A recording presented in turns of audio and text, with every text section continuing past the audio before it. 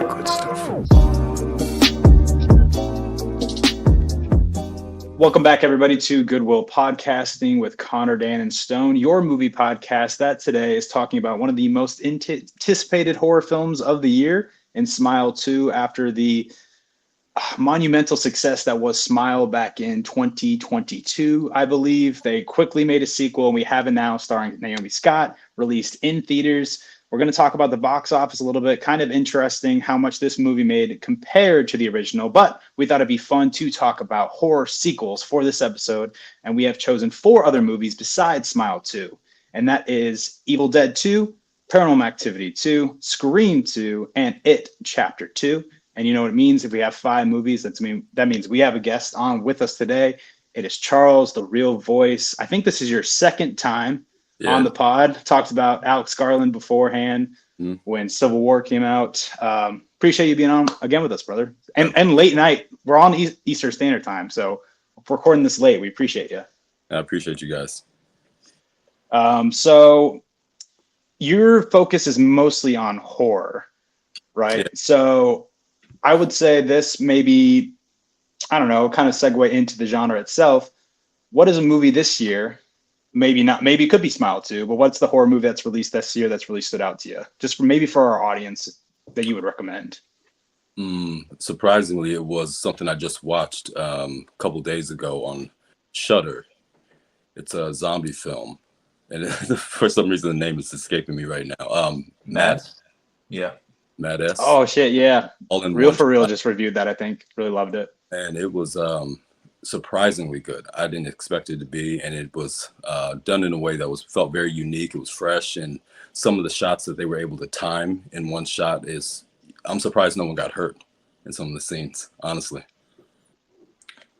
Yeah, that's such a it's such like a dance to get that all right, and just having the feel for it. I mean, we talked about Atonement a while back, and we were talking about that long tracking shot they have at Dunkirk, and like when you listen to the guy that put that together talk about it, just so many things have to go right. People have to be just in sync and know what each other needs and where they need to be, and any small mistake can just ruin everything. It's really cool to see. So I need to watch that movie. Yeah, it's 90 minutes of just straight through one shot. I mean, everyone's in character the entire time. The way and it's from 3 points of views. So how they get from one point of view to the next in one shot it was very impressive storytelling. I was shocked. That's really interesting. Wow, I never even heard of that before. Yeah. Jeez, I'm a fan of the one takes. It's sad because when I watched Smile 2, they had an early access fan screening, and you can see behind me here I'm trying to collect posters and have like this poster wall. And if you went to this early fan screening, which is the first showtime they had, so I wanted to go as soon as I could to watch Smile 2. Whenever it's AMC, and my AMC is 30 minutes away, sometimes with traffic because it's near Tampa, it's like 50 minutes away, really give or take on the day. But when those early fan screenings, I've realized, just for people listening and for you guys, they don't show trailers.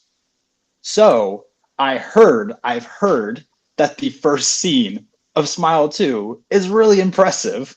Unfortunately, I missed the entire thing. Oh.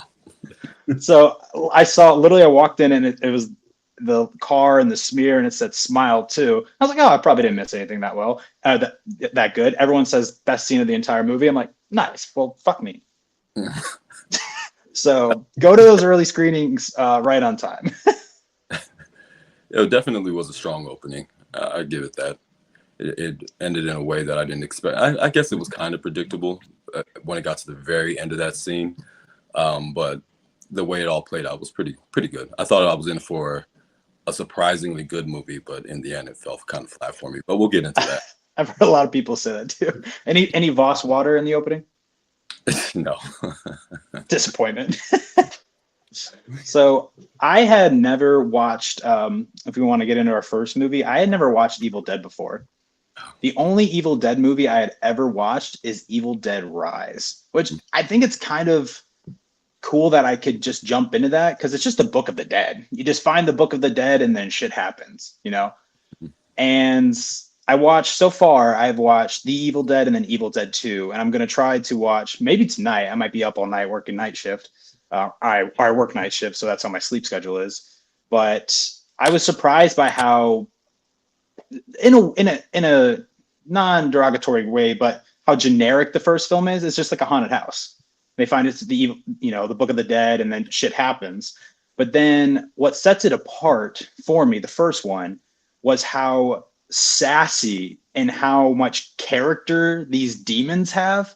They're just assholes, and that really like carries over to this second film. And it's crazy is just the production stories between this film and the first film. I was doing a little bit of research on it, and I know that Sam Raimi and Bruce Campbell really are buddies in high school, and they made the first one together, and they really had no experience at all. This was a raging success, and then they made a movie that was an absolute bomb together. I'm trying to figure out what that was. I think it was called Crime Wave, and it just bombed, made zero money. So they went back to Evil Dead, making Evil Dead 2. And did the opening of this movie confuse you at all, or you guys at all, when it comes to the Evil Dead and Evil Dead 2, as to what happened? Because I didn't realize, but people get kind of confused as to how the beginning of this is laid out. Maybe a little bit. But also, I mean, Charles, I don't know if you knew this. I'm not a horror movie guy by any means. Oh, I so know. basically, everything on this besides Scream 2 was like a first time watch for me. Mm-hmm. And it was funny because like all I've ever heard was like how Sam Raimi is like an icon in the horror genre. And so like going into this, I was like expecting, to be like hiding under the blankets. And instead, like I was laughing this entire movie. Like it was way funnier than I was anticipating going into it. No. Well, I guess you had some relief there. For me, it was an absolute slog to get through. I haven't seen the movie in probably 15 years, and I sat back down and watched. I'm like, oh yeah, I remember Evil Dead 2, and the whole time I'm just like, good Lord, when is this gonna end? It was horrible to me. Painful. Yeah, Which is funny because it's only like a 90-minute movie. Yeah, well, 90 minutes of hell. It was brutal. I'm right with Charles. I think this movie is just. I think they're both terrible, and like I think with the first movie, Sam Raimi, what he was able to do. He was a kid. He was like 21. That's impressive to me. I'm sure they had fun making it. As a story, it's just like this to me is like my worst nightmare with horror. Like I don't care about any single thing that happens. There aren't real people in these movies. They're just kind of like pieces of cardboard that walk around and die. And none of the humor in the second movie works for me at all. Like I don't think it's funny at all. And I think ideally the people that enjoy it, they enjoy the humor in it, which probably makes it a better time since, it's kind of just humor and gore. And the humor doesn't work for me, and I don't tend to gravitate towards just like straight up like gore, practical effects stuff. I just doesn't do anything for me. So this movie just did nothing for me at all, which was a shame. I wasn't quite sure what to expect because I hadn't seen it before, but both of the first two in the series were kind of a letdown for me. Did you just rewatch the first one too, Dan? I never watched any of them. I've never Okay. seen a single movie in the series, so I watched the first two, and they felt like they were 4 hours long each. Honestly, Were The you, first so one fast. worth my time to go back and watch? What's Dan, that? no, did you the like first this one one, worth my time Connor? to go back and watch? The first one is like worse than the second. If it's just like a lower budget, simpler version of the second one. I think it cost $350,000 to make, which is crazy because it's still more expensive than Paranormal Activity was. Yeah, it's a decent amount of money for when it was made. Like, that's a decent amount of money for a kid to get to like, make this movie, and he definitely, I think made great use of that money. Like, it does look good. There's, it's not amateur by any means in terms of like how it's shot or like the effects or anything.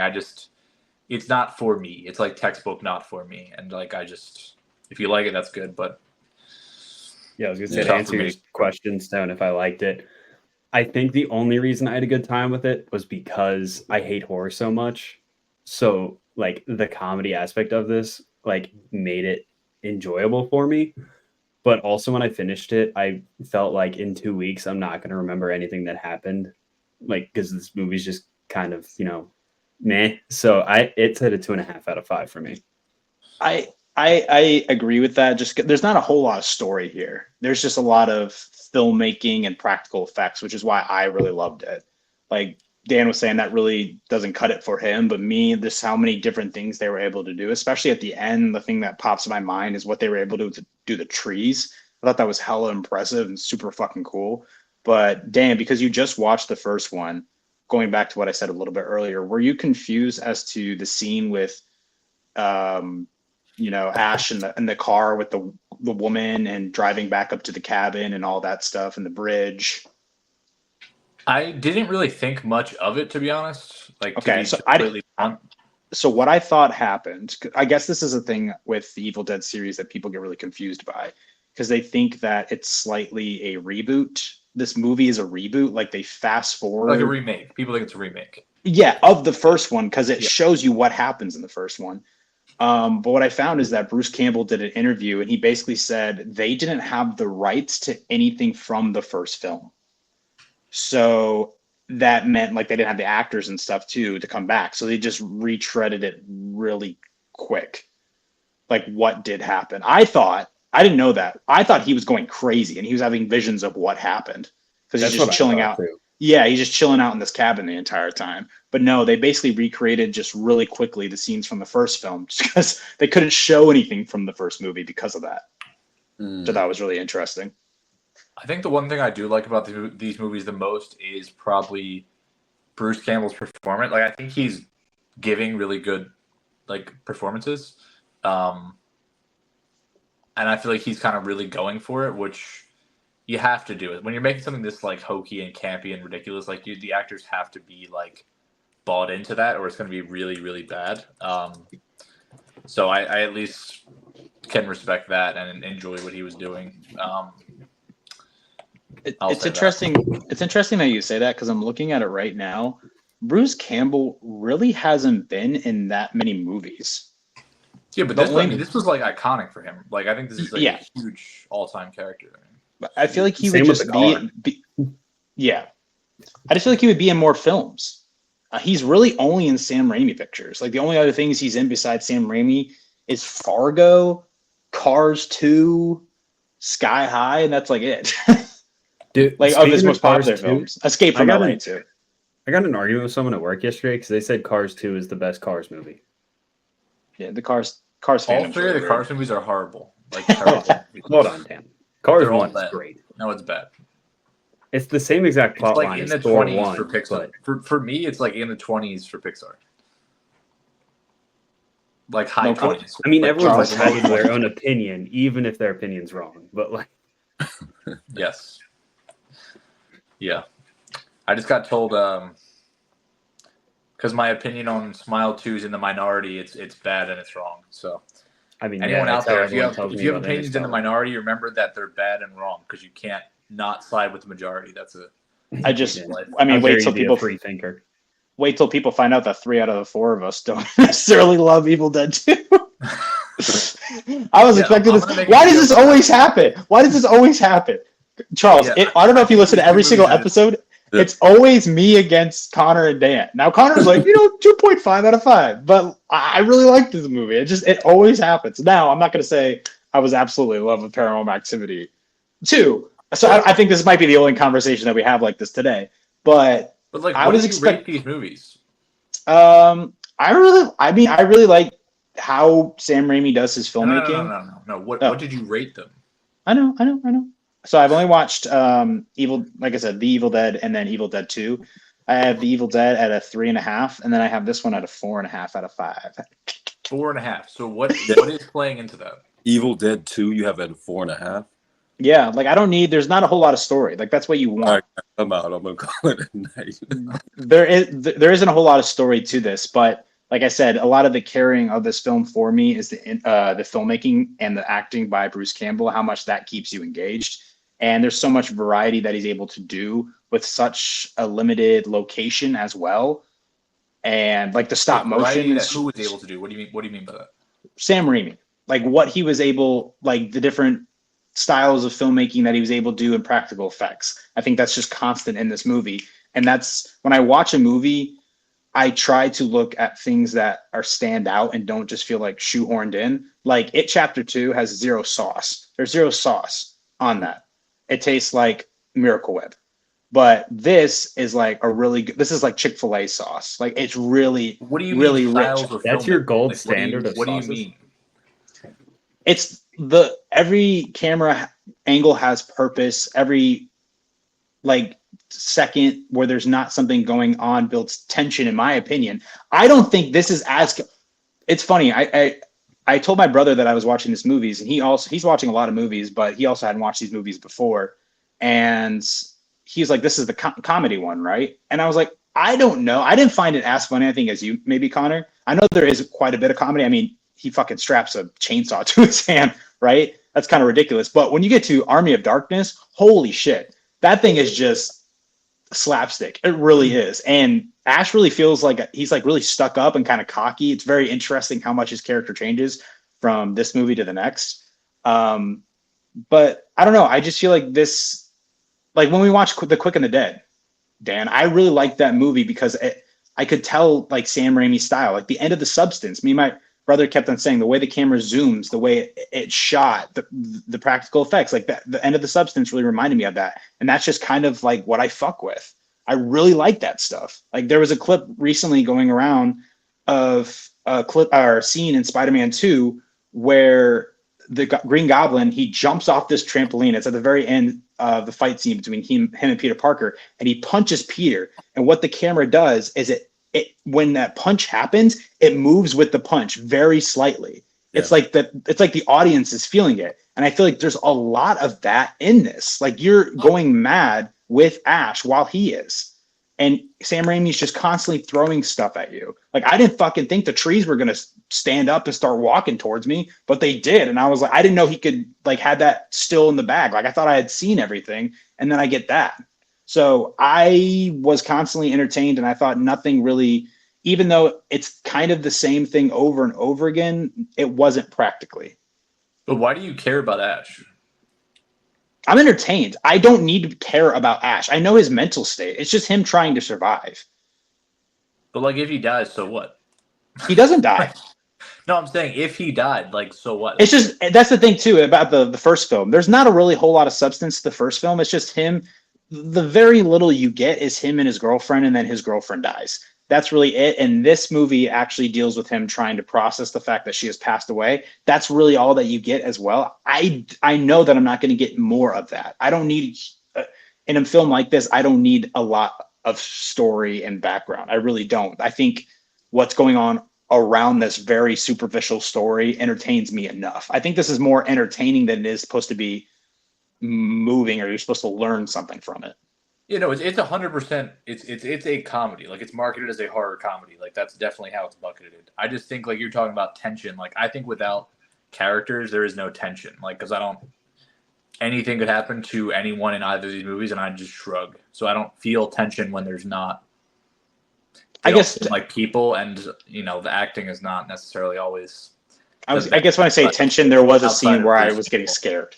I was getting scared. So that's what I kind of meant by tension. I guess I didn't mean tension. I said I still got frightened, even though this is a horror comedy sometimes, or most of the time.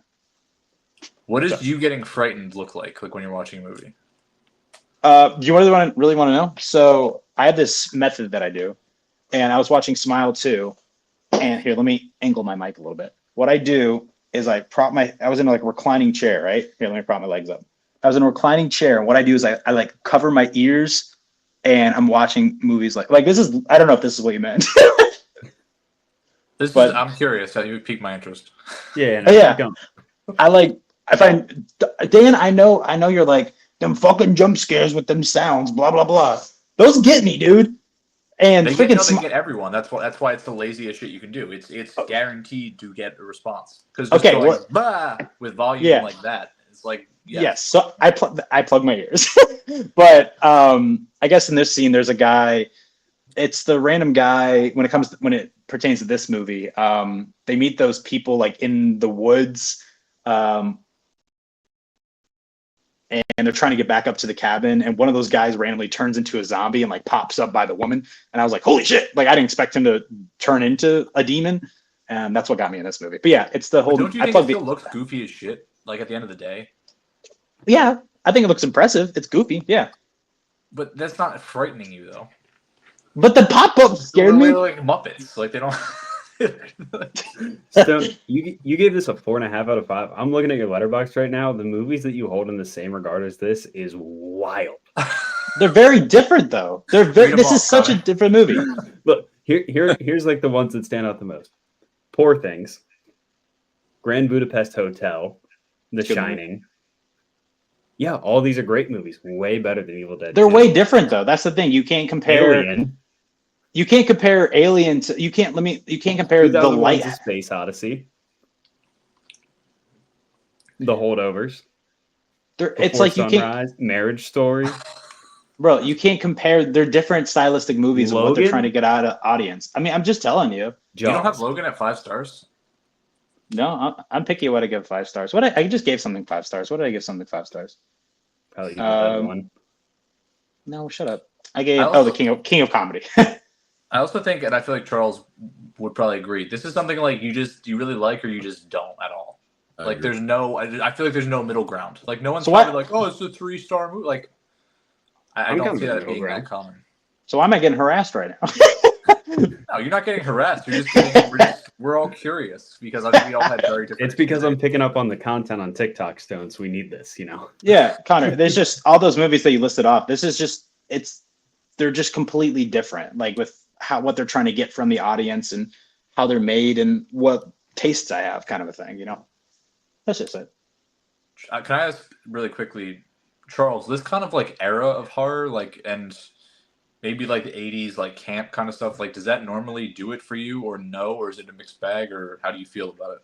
It's a mixed bag. I can look back on some of the older horror comedies in the 80s and still get enjoyment out of them. I think that's what threw me off with Evil Dead 2 because I hadn't seen it in so long.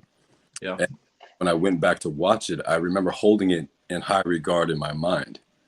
And a little bit of brainwashing from the horror community, constantly saying, it's so great, it's so good, it's a classic, Sam Raimi's a legend.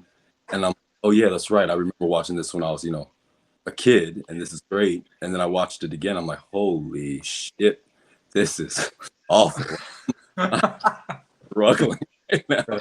Actually, text Dan on that one and Paranormal Activity too, and I was like, I'm having a fucking hard time right now, man. This is bad. Do you have a favorite era of horror in general, Charles?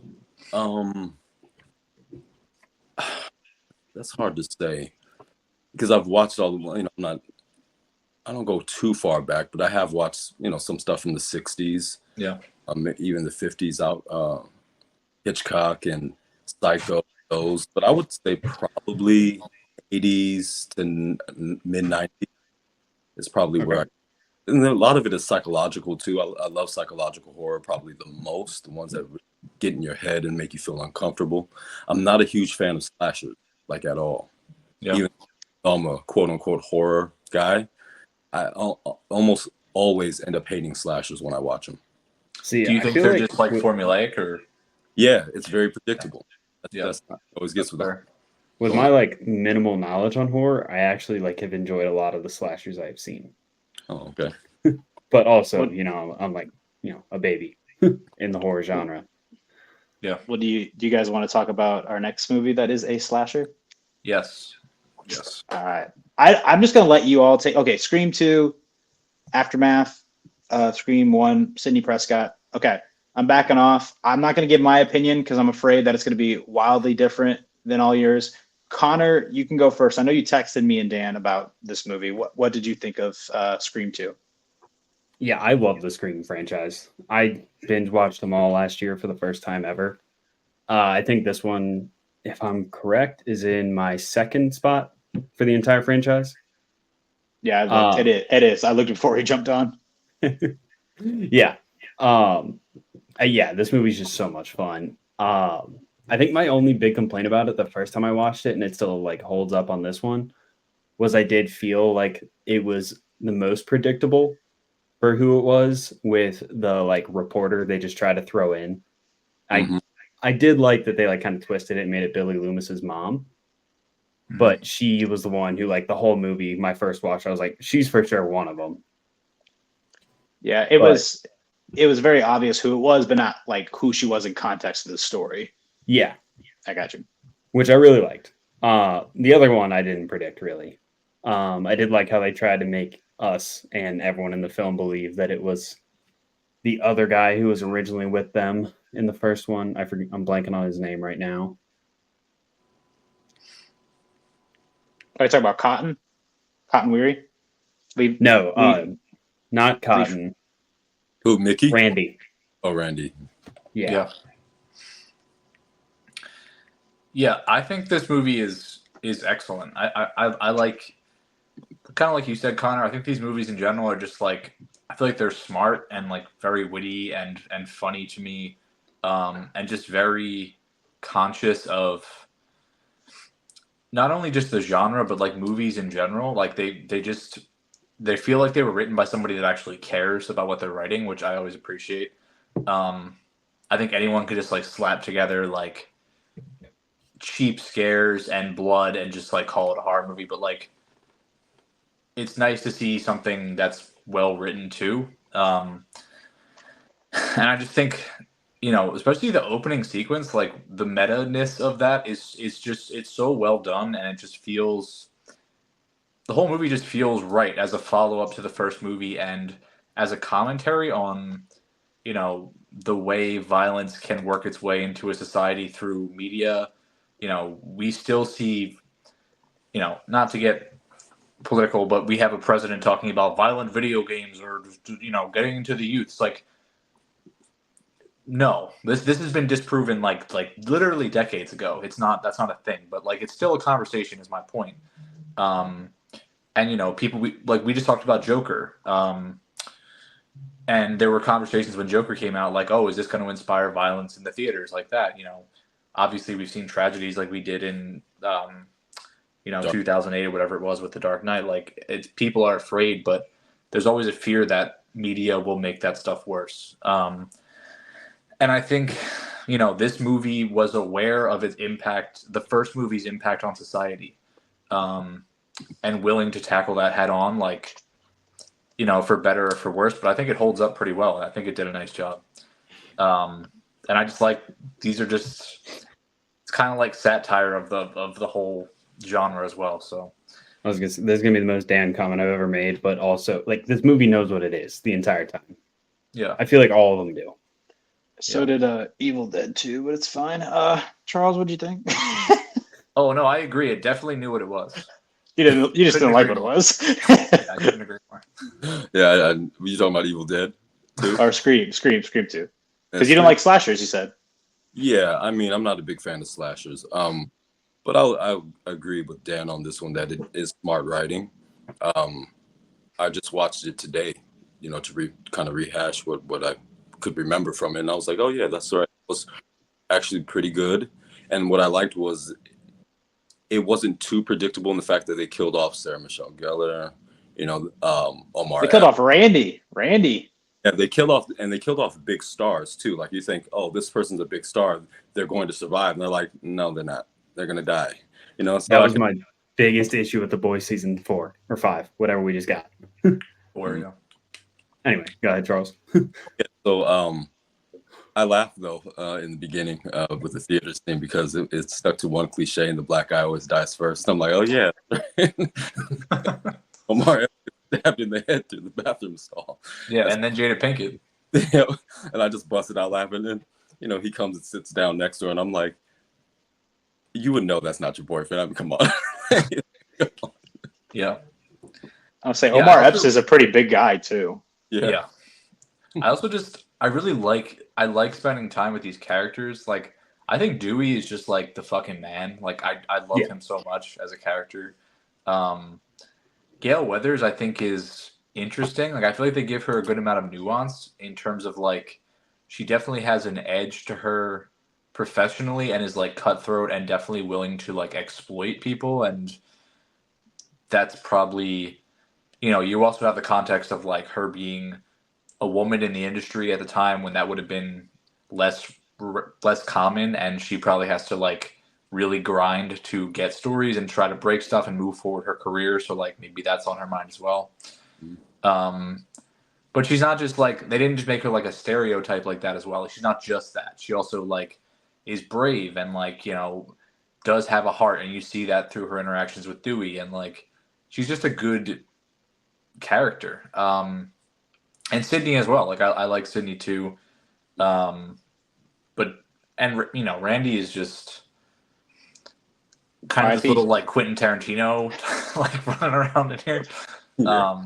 He's a good character too. But I love Dewey. I think he's the best. I say something that really helps out this movie too, when it comes to Dewey and Gale, is the fact that, you know, Courtney Cox and David Arquette were dating and about to get married as well. So their chemistry is really off the charts. And I feel like the fact that they didn't hit their relationship home too hard in the first movie, also the movie like maybe slows down just a little bit when it's just the two of them talking. But as an audience, like you like it, and their chemistry really works because of their real life relationship. So I mean, I think I'm glad that that's really only the relationship that they really focus on in the movie. Like Sydney, it's more about just Sydney in her life in general and the consequences of what happened in the first film. I love Liev. What? How do you say his name? Liev. Yeah, Schreiber. Liev Schreiber. I love him. His role is really funny. Is that he was wrongfully. Yeah, he was wrongfully put in prison, and all he wants is just cash from it. He's trying to go out as Diane Sawyer. He's like, Sydney, that don't sound too bad right now, and then he just shoots the girl in the head, or no, shoots her. But what was crazy was I was doing some research on this, and I guess this is really the first script that ever really released on the internet.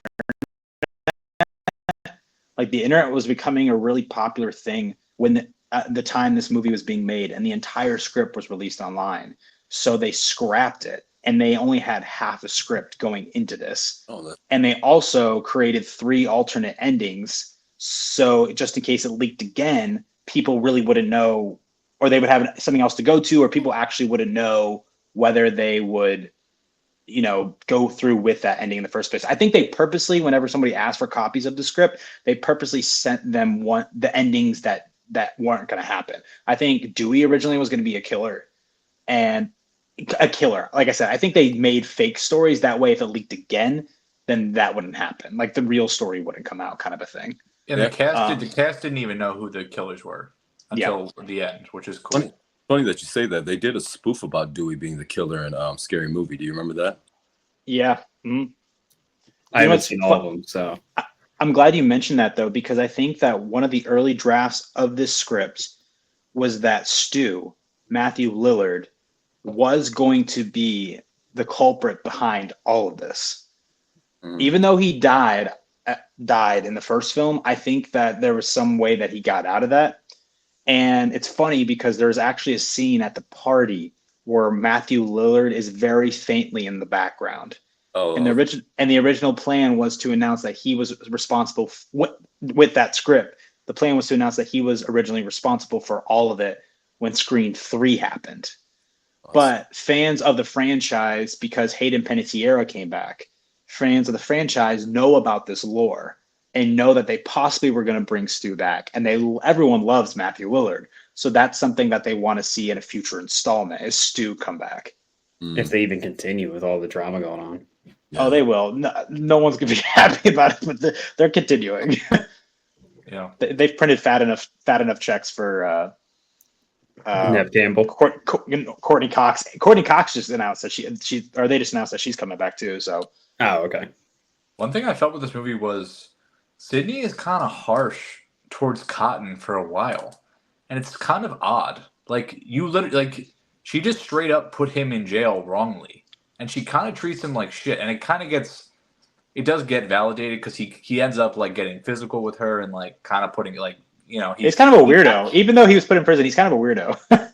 Yeah, but still, like, he didn't deserve to go to jail, and she's like kind of rude and like dismissive towards him for like literally no reason. But are you talking about the beginning scene, like when they first like see each other? Yeah, just I feel like in general, up until the point where he's like corners her in the library or whatever, and is like blocking her, like then he's definitely being an asshole. But up until then, I just feel like he's just being kind of respectful and like she just doesn't even. I give might him the defend time her to- actions a little. Why? Only because her like she's already pissed off seeing Gail Weathers again after what she has done. So like it might just be the tension from that, and she's just pissed off about it. And then he was expecting to have this interview already lined up that like Gail had promised him. So like he was in the dark, but it just brought everything back up for Sydney's character, and that's why she punched Gail and then ran away. It actually felt pretty realistic to me that she would be cold to him though, because as human beings, how often do we just go, "I'm so fucking sorry"? They don't typically, you know what I mean? They double down about whatever it is that they did, even if they're wrong. So to me, it was kind of like, oh, I could see someone doing that in a way. Yeah, that's fair. I did like that in the end he got to like kind of redeem not that he has to redeem himself, but like just do the right thing and like help out. I thought that was good. I think he's good in the movie. Yeah. Like Yeah. you see He's him, the like, highlight as a of number young actor, 3. You see how good he is. So yeah. I mean, I he's will the say highlight something. of number 3. Yeah. Wait, doesn't he die in the beginning of the third one? Yeah, but like that's like Spoilers. the best part of number 3. Like I feel like Those 3 are is always the best part of these widely movies. known I mean, as the worst ones. the opening scenes is always the best part of these movies. I mean, I think that as well in this movie is the best part as well. I mean, it's really good. I would say it's funny too with having Jada Pinkett Smith. I mean, she's even on the poster. The fact that they kill her off right at the beginning is a ballsy move. And then also Sarah Michelle Gellar. Like, oh, look who we have here. Fuck her. I was like, damn, that takes some big balls. Okay. And then something also too, because this is a sequel. Obviously, they talk about it so much in the movie. Something that this, we talked about, you guys talked about it a little bit. 2 things that this introduces that's so big for this franchise is, and it's funny because I think Randy has that line where he's like, and the key to your movies, if you're going to make them a franchise, and he never like finishes what he's going to say, because who knows if this is going to be a franchise kind of a thing, which is kind of funny, is the stab movies, which we mentioned, is these carry over throughout the entire franchise. And this is the first time they're introduced, obviously, but that's such a big integral part of these films. But then also is the fact that they switch the killers up. This is like the only franchise where you have an iconic killer and it's not the same person ever. And you don't know who it is. I honestly think throughout every single movie, they do a pretty good job of keeping you guessing. They really do. I remember Rory I haven't Culkin, watched I think. the rest of these, so no spoilers for any. Connor already did for one, but My bad. I'm gonna watch the rest of them. To be fair, I didn't spoil it. Stone did. I just said he's the best part of number 3. Right. Oh, my True. bad. You gotta do PSA, my guy. That's my PSA. Okay. Oof. But anyways, what do you guys have this rated? Let me I'd double say check. 3, maybe even a 4 out of 5. I had it at a 3.5. I had the first movie at a 4. It's like really close between a 4. I don't know. I think parts of it are a little slow, and maybe it could have been cut down a little bit. But I still really enjoyed it. Like I just like watching the movie, and I thought the climax, like the last like 15-20 minutes of this is excellent. It's crazy. Yeah. Like I really enjoy. I like the stage is a really good set piece. It really is. Yeah. It's a good movie, man. Like I really like it. And I So, will Dan, say, did you watch this before you picked this for the pod? No. Okay. I've never watched a single Scream movie in my life. Wait, so you watched the first one before this one? Yes. So are you going to watch the rest of them this week? Yes. I'm Yeah, so if I excited to hear what you say about I'm gonna number try. 6 because that seems like it's the most divisive. 4. I'm telling you, 4 is so good. 4 is really 4 good. is my second least favorite. Yeah, wrong, sir. I'll let you guys know. I might make a video when I'm finished with them. Yeah. But Scream 2, I have it a 4 out of 5. Nice. I will say probably what gives me the edge. I had it at 3.5, but I think I'll put it as a 4 on this rewatch. I just got done rewatching it today. I haven't rated it yet. Why did you think you would disagree with us on this? No, I knew I wouldn't. I knew I wouldn't. I was just making sure. All right. But yeah, I just have it as a 1. But I would say I really adore the first film, and it really helps set out a lot for me, as I already mentioned him. I really fucking love Matthew Lillard. He's like lightning in a bottle when it comes to that first film. He's so good. And he's such just one movie of him too. Oh, I wish we got more. he cracked me up at the end after he got, what was it, shot or stabbed? Yeah. I'm bleeding, man. This really hurts, or something like that. I need to rewatch it. Getting woozy here. That ending is crazy too. Like it's just nonstop. Man, I did the same thing as you, Connor. I don't think I ever had watched any of these movies, and I binged all of them last year. And they're really easy to binge. Like you have a bunch of new characters, new stories. They're all really interesting. 3 is like the consensus like worst one.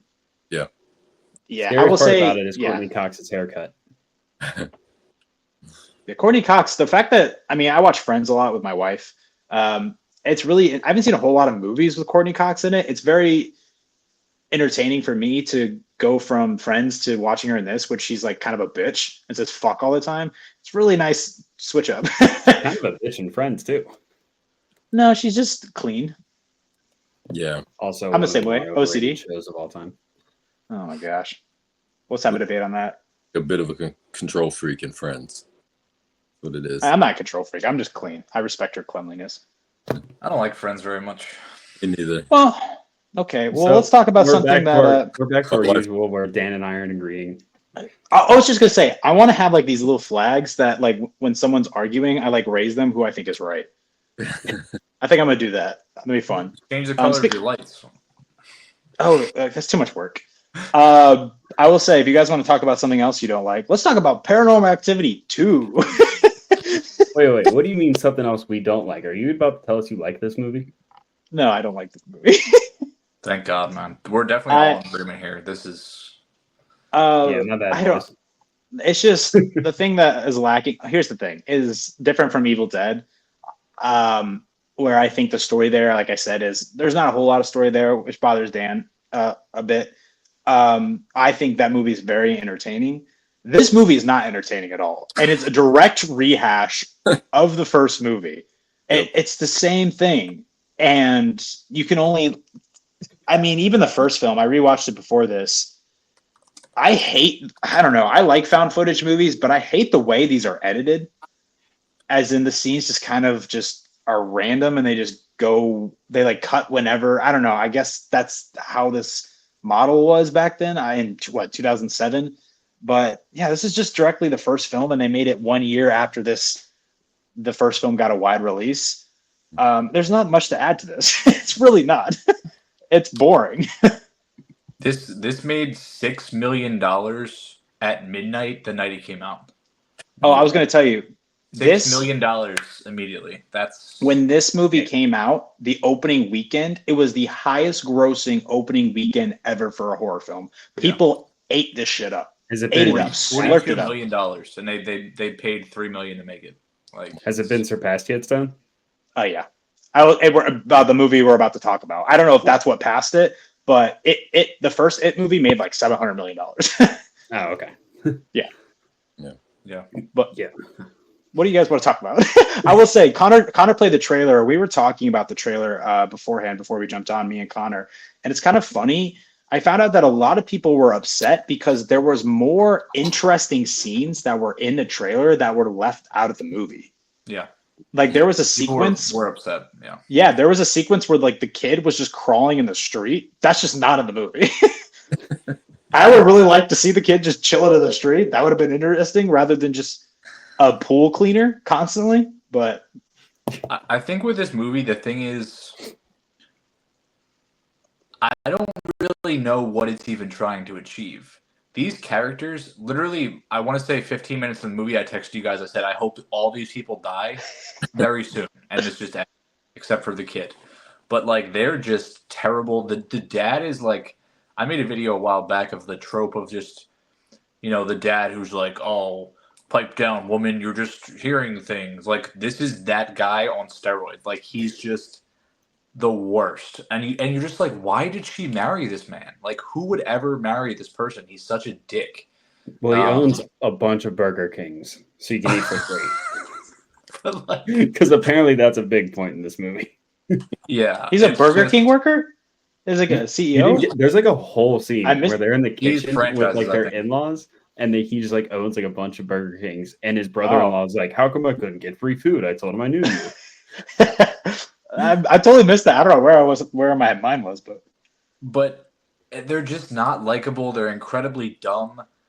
And I talked about it too, but the stuff that starts happening and the way it's explained in the movie is, oh, if we talk about it, it'll get worse. And like I said in my video, like your kitchen literally just exploded in broad daylight and you're sitting in it. It's not getting worse. You're taking your child and you're leaving. And then that night, their German Shepherd gets mauled by a ghost and loudly. And then she's just like, I'll stay here with my child. Fun fact, that happened on my ninth birthday. Like, what are you doing? August 25th. Happened on my 9th birthday. Their poor dog got hurt. Yeah, it's tragic. I will say that one thing I looked up too about that scene when it came to the cabinets, I think they told the actress that only one of them was going to pop open. So it really helped with her genuine reaction when it came to, that happening. There's 5 good seconds in this movie, and that's it. I was just about to say that is obviously that is obviously the highlight of this movie. That one scene, boom. There's $2 million right there, boom. And then a minute later, she's just back there, like, gonna close up the cabinets, and we'll just keep it moving. Like, the thing about horror too, and this has been said many times. If you just change the music, you can turn it into a comedy like right away. Movies that you just had the just playing in the fucking background, you'd be laughing because there's no way that people would be this fucking stupid. I'm just, what are they doing? Like, it doesn't make sense. A lot of the time too, there's legitimately nothing happening. It's just home security footage of nothing happening, and it's supposed to be building tension for these characters you don't care about, and I'm just like, you're just sitting there watching the paint dry on their walls. Yeah. Like, it's unbelievable. They literally scammed everyone and just printed money when they made this. It's crazy. And that's the problem with that sequel. When they made the first one, you can kind of respect that they were trying to do something unique. And studios went, oh, that was way more successful than we thought it would be. Let's make another one. So they just slapped another one together, and that's what. And then 6 more.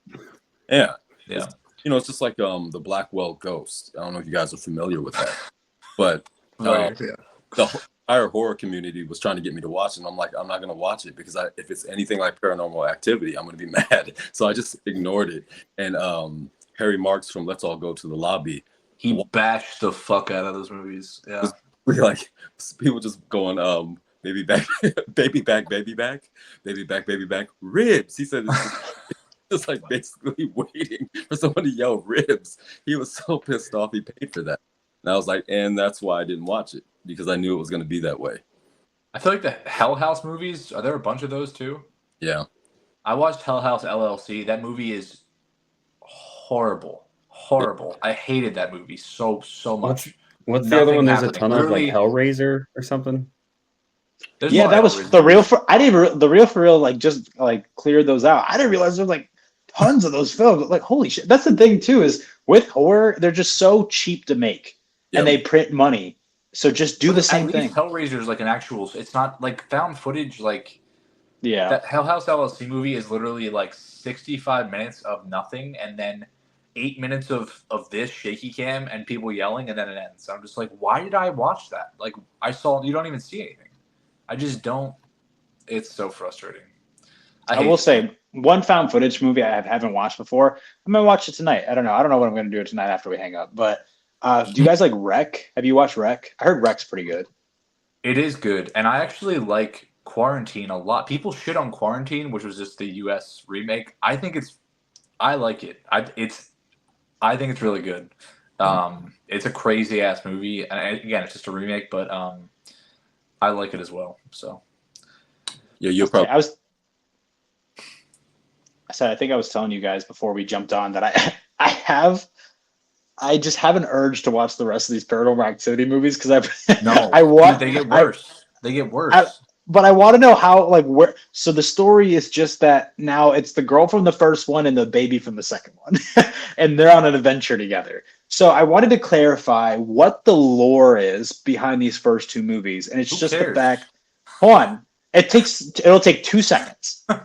It is just the fact that their grandmother was poor, made a deal with a demon to get rich, And in order to do that, she agreed to give the demon her first boy in the family. I think that's it. Yes. Okay. Well, there we go. Which is That's the all I dad? wanted. Is that No, the it's not dad? No. It's the Or the kid? It's the kid. That's why he Okay. wanted the baby, because it's the female line, because they're sisters. Okay. Gotcha. Yeah. Mm-hmm. See, that's why I clarified. You're welcome, audience. You're welcome, Dan. Nobody wanted to know that. I've already forgotten. No, but that does make sense because the sisters are talking about, oh yeah, we can't talk about this. It'll get worse. Blah blah blah. Yeah, that's right. Well, you find out where the picture came from. They put a curse on her.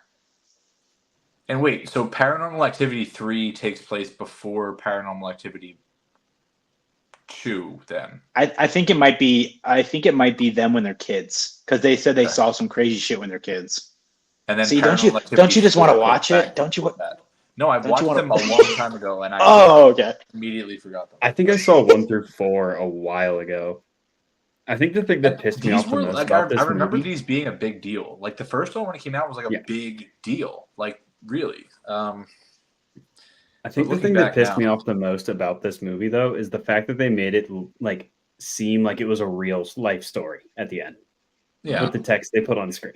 So stupid, man. Thank you, police department. I appreciate your service. These movies are a perfect example of something taking itself so seriously for no reason.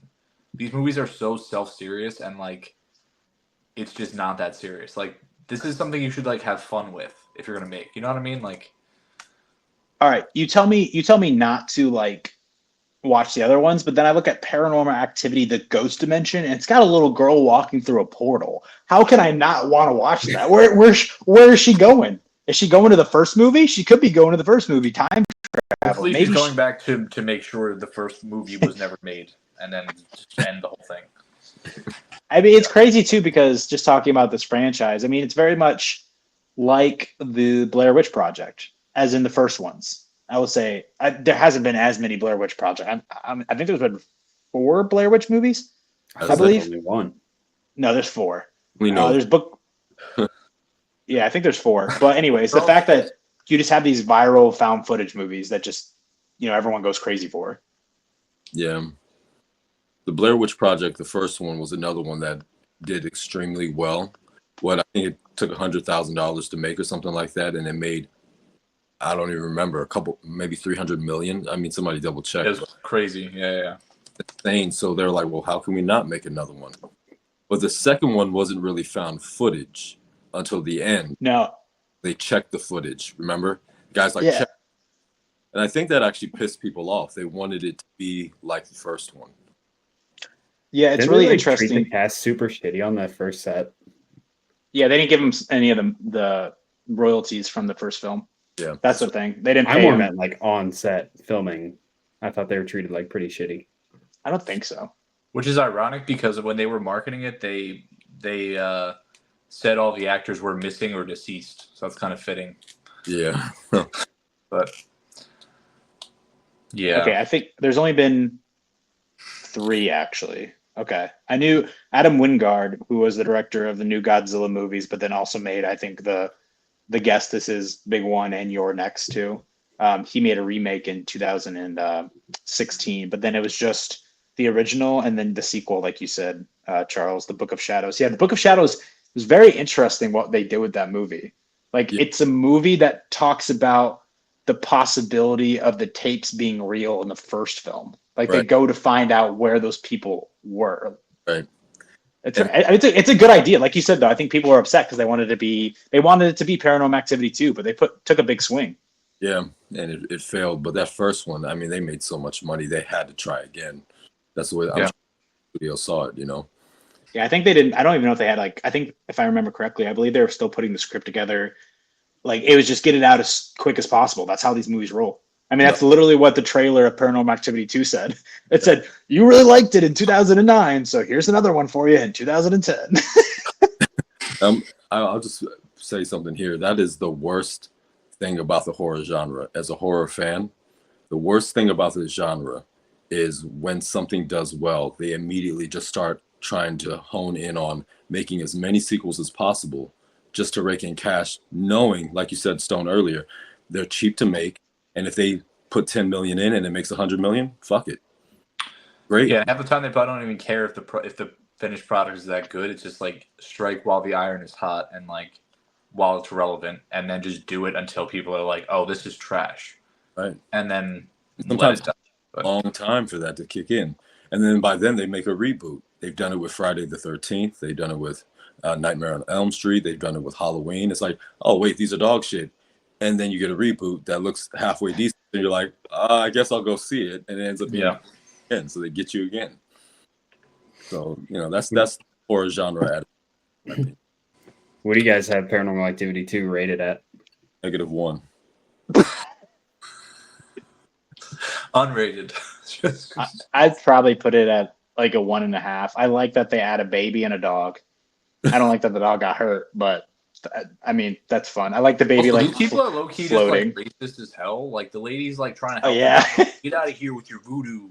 Like she's trying to save your life. Yeah, like I was surprised by that. You got it at a 1. Yeah. I just want to say something, Stone. You remind me of. Every time I see a dog in a movie that's like 10 years back or longer, I immediately get sad. I'm like, damn, that dog is dead. Dude, you didn't have to do that, Charles. My wife, she hates when dog. I get her to watch movies with me, but if a dog dies, I'm in big trouble. Like I watched the Banshees of Inisherin. I think like a donkey dies in that. Oh man, I got in trouble for that. I don't know when it's coming. That movie, dude. Animal dies in it. I watch a bunch of movies of like dogs in the 80s, and I'm like, oh, look at that cute little doggo, and then I'm like, oh wait, that dog's been dead for like 30 years. Like, oh no, damn.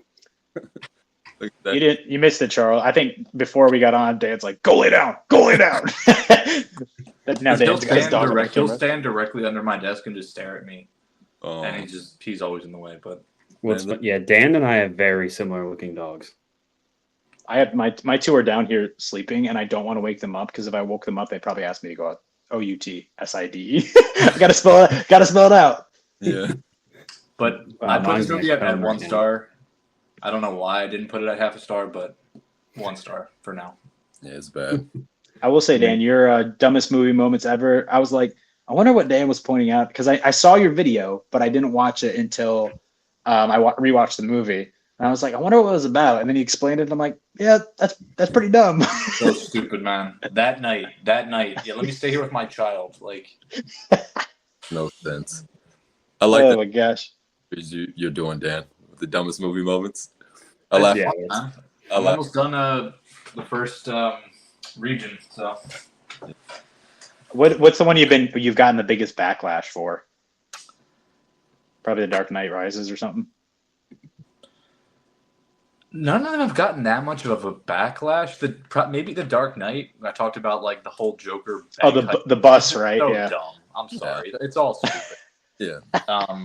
The cops are literally pulling up as he's driving away, and they're not like, "Huh." But yeah, it is what it is.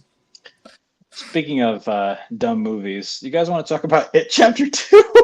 I was gonna say, yeah. In the beginning, you said we appreciate Charles for coming on, and I actually firmly disagree with that. Because either he's an avid listener or he just hates me because I hate clowns. I've avoided these movies for as long as I could. And all of a sudden I had to sit down and watch a clown movie. Zero fun. Now, knowing that, did you watch the first one or did you just went right into the second one? No, I went right into the second one. Okay, the first one's a lot better than this movie. I'll take your word for it. It's not amazing, but it's a lot better than this movie. Yeah. Something that just drags this movie down. So obviously this is 27 years later for the movie that came out in 2017 with the young actors. This came out in 2019. I kind of looked it up just now because like we said, horror, you got to pump them out real quick. And I feel like they had a necessity kind of in this one because I think this movie's biggest flaw, and it's why they had to make it so quickly, is they show so much of them damn kids still. 50% of this movie is still them. I looked it up. How much of this movie is them still when they're younger? It's 50%. It slows everything down. And I'm so bored by the story structure of this thing. It is agonizingly, predictably, painfully CGI mess. Oh man. It is them getting together, and then you watch for like an hour. It is so stupid how they did this. You watch for right what you're seeing on screen right now. Jessica Chastain's visiting her house.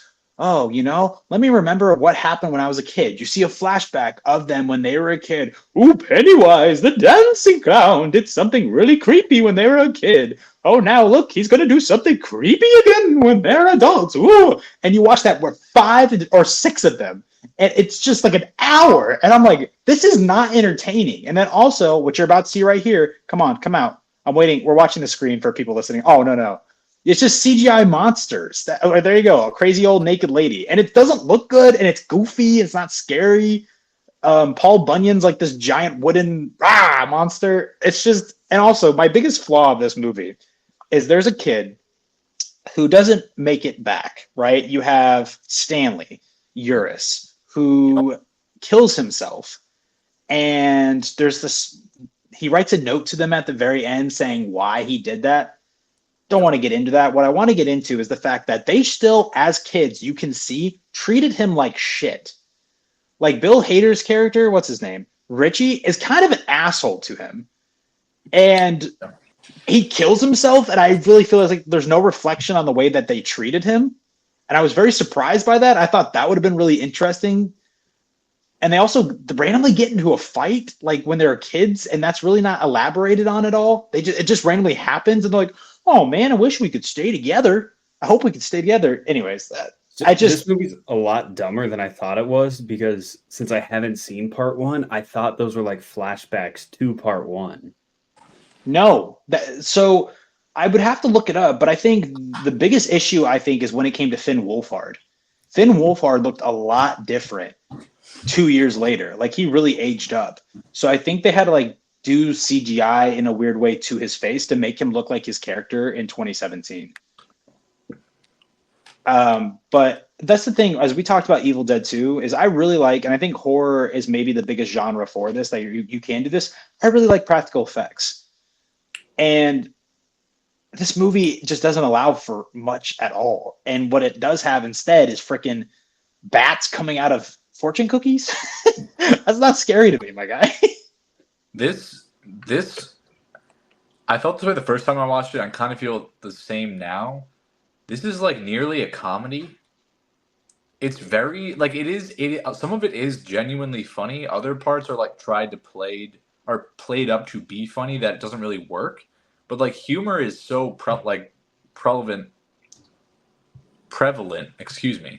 in this movie. And it was just an odd choice because at the same time I think it's kind of jarring because both of these movies it's a very dark story.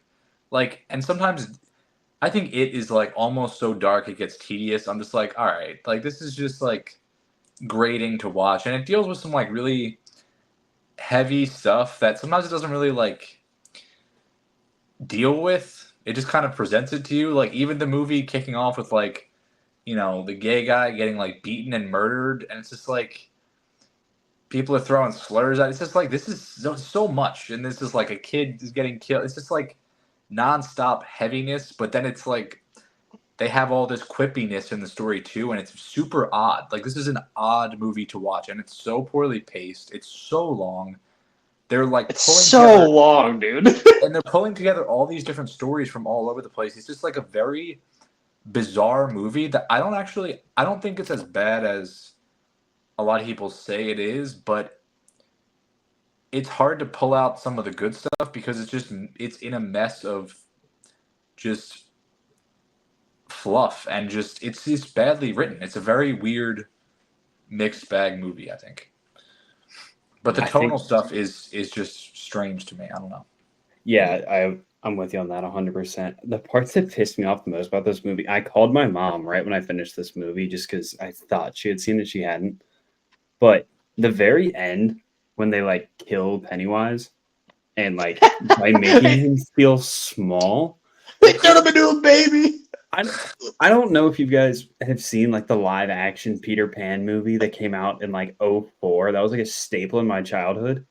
But a big part of the end of that is like Tinkerbell come back to life by all these people just chanting, "I do believe in fairies." And it felt like the exact same thing here. Like, I do believe you're small. Yeah, yeah. That's good. Yeah, I didn't put that together, but now that you say it, yes, they're exactly the same. And what sucks too is this is like it is a really good cast. You have Jessica Chastain, you have Bill Hader, James McAvoy, Isaiah Mustafa is good as well. Like it's a good cast, and they're just it's just I don't think they're directed very well. I honestly don't. Yeah. Like their scenes feel very stiff together, and I just don't think they have really not any necessarily chemistry like they're whatsoever. actually friends. Yeah. Yeah, it's forced. It's forced. And what I also It's don't Marvel get, quippiness, dude. That's exactly what it is. Like, before I get into a lot of it, Charles, you asked us to watch this movie. Why? Because I wanted you to suffer like me. No, I wanted you to watch it because it's such a. I don't know if you guys have read the book, the novel. Nope, but I know how it ends. Okay, so the novel, when you read it, it's the reason why there's a chapter 1, chapter 2. I don't know if you ever saw the TV version, but they played back to back on TV, like, within a week or something like that. So they put this movie out really quick, and they try to follow to the novel to a T in that opening scene that's really off-putting, where the gay guy gets beat, he gets thrown out over into the river, and then Pennywise kills him. And it's explained in the book that Pennywise comes back when there's an act of violence. Don't explain in the first movie. that like activates him or like right. Okay. Like he's feeding off that? Yeah, so he feeds off of it, right? It's hate, fear, and these things. So that's what brings them back. So they should have gone into that though, no? Like yeah. Right. But they don't. So they just throw it in there. And if you don't know the story from the novel, you're just kind of sitting there like, why in the fuck did that happen? Right. And like it's just cobbled together. Like you said, Stone, these stories getting pulled out of nowhere, and you're kind of like, what the hell? But if you read the book, it doesn't read out that way. So it's almost like they made it for fans who could put those pieces together. And even someone like myself who has read the novel, even I was like, this fucking sucks still. Even though I you know what I mean? I understand what's going on. It still is trash. So I was just wondering if you guys had read the book. Would it have been better if they put the child orgy in the movie? Oh my God, man. Yeah. I mean, what the hell was he thinking? Stephen King is so odd. Look, I forget which book it is, but he has another book where it's literally page after page of a guy molesting a boy on the side of a building. Good. I don't wonder. And he goes into like every single detail, and you're just like, what the hell, man? Like, what's the point? Yeah. Yeah. And you get the feeling in it too. So maybe that's why they pulled a lot of stuff out, because there are things in the It novel that's like the child orgy where you're like, what?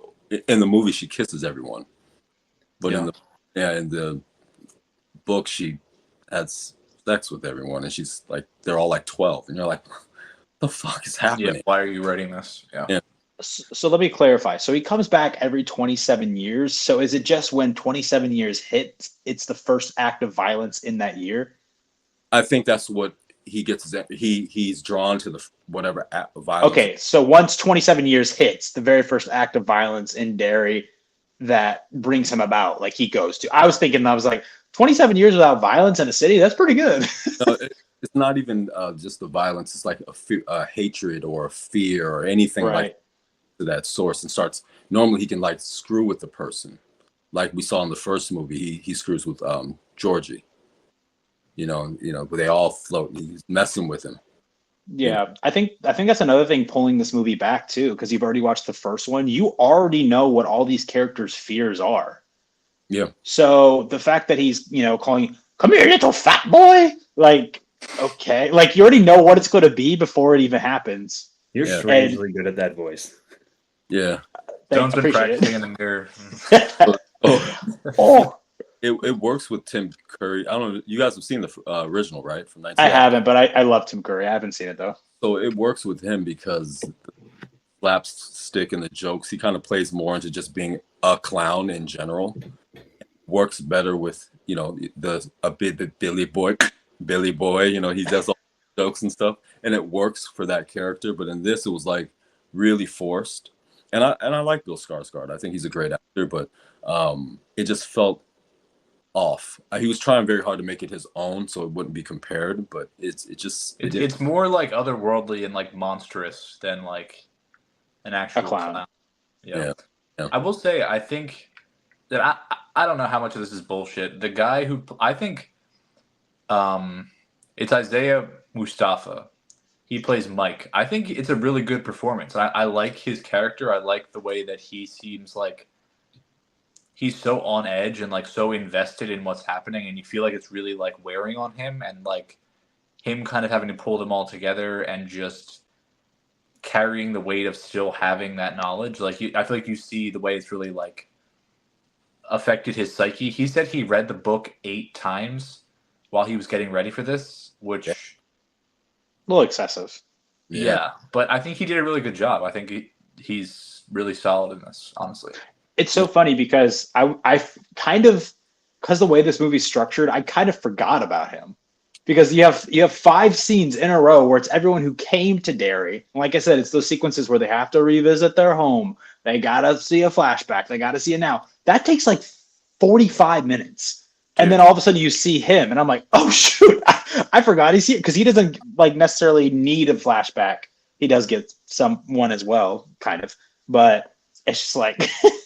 One of my least favorite things in movies in general is exactly that. And it's like... It's kind of what it felt like in Rebel Moon. With like I was just thinking that we're gonna do the same exact scene, 5 times in a row, and we're gonna do the same exact thing, and there's no stakes because you know what's gonna happen. None of these characters are dying, but let's do it, and let's take an hour. And it's like, why are you doing this? This is, I just hate stuff that just you sit there and you know what's gonna happen, and there's no tension. It's just, what creepy effect can we create for this scene? It's cool. Like, it doesn't look good.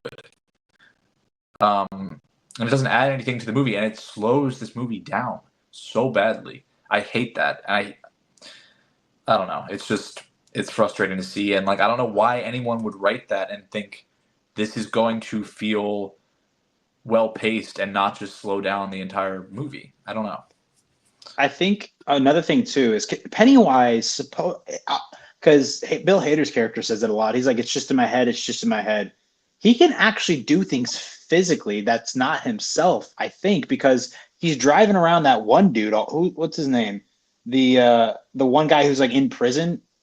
He has like a zombie driving him around the entire time. And then also when Eddie, he like goes down to the basement of the pharmacy, there's actually like a zombie down there that throws up on him. I don't know. I guess that might just be Pennywise. It was just he's personifying a zombie and just like trying to freak him the fuck out. But he's like, I'm gonna choke you. I have the same problem with Smile and so many other movies. It's just sometimes things are real, sometimes they're not. Sometimes I'm physically here, sometimes I'm not. If the script says I need to do this, I can do it. If I can't, like, it's just, when I understand, again, I think it's nice to probably write that way, and it's easy to not have to think about it and just be like, oh, that wasn't real. Oopsie. It's just, but as an audience member, it makes me not care at all. Like Smile 2, I was like, when you just tell me, oh, that wasn't real, okay, I don't care.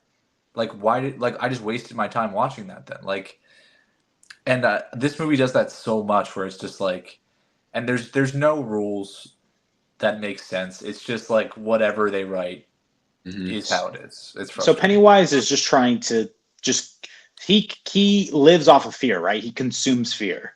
Yeah. And that's just like his thing, and that's like all he does. Yeah.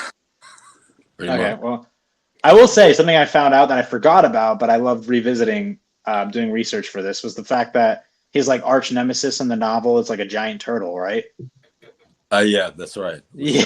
So like he consumes from like outer space, right, Charles? Yeah, he's from outer space. Yeah. Yeah.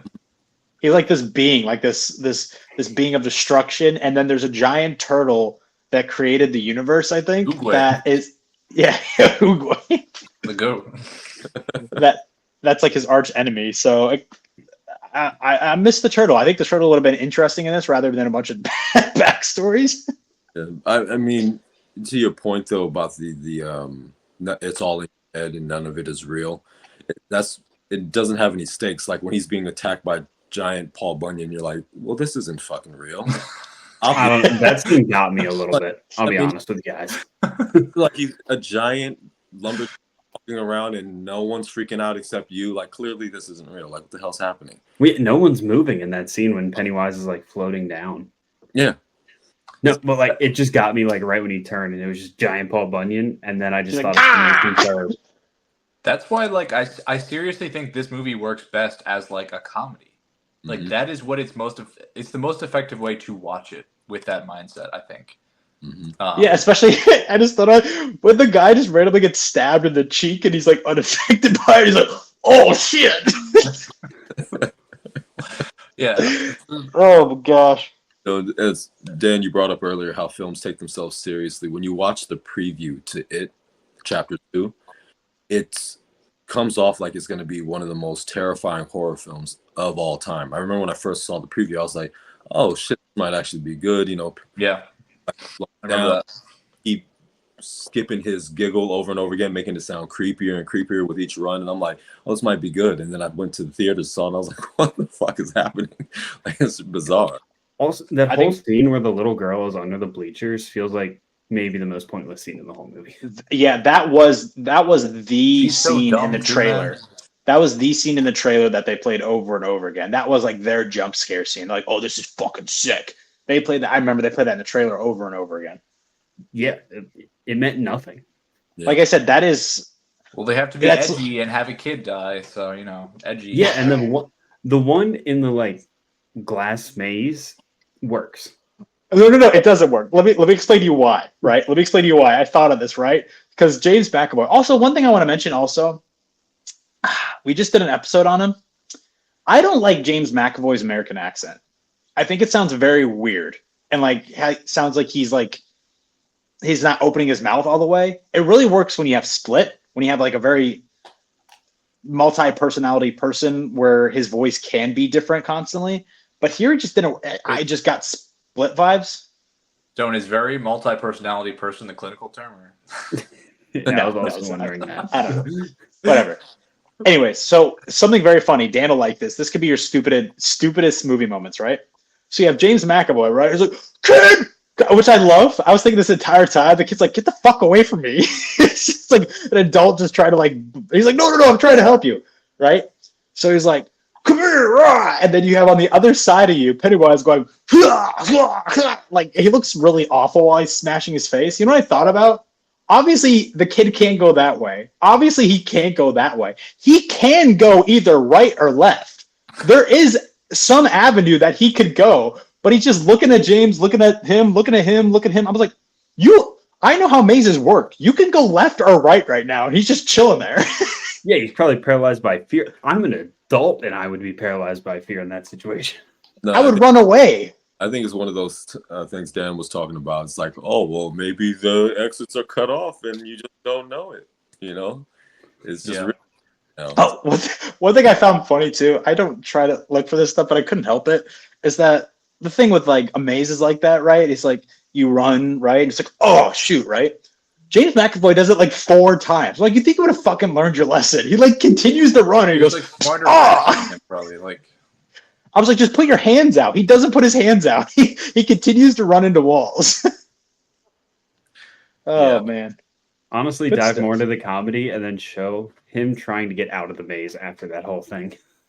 That was a dumbass kid. He deserved to die. I'm like, you can walk away right now. You really can. Like, it takes Pennywise 10 hits to get in there. He's not that strong.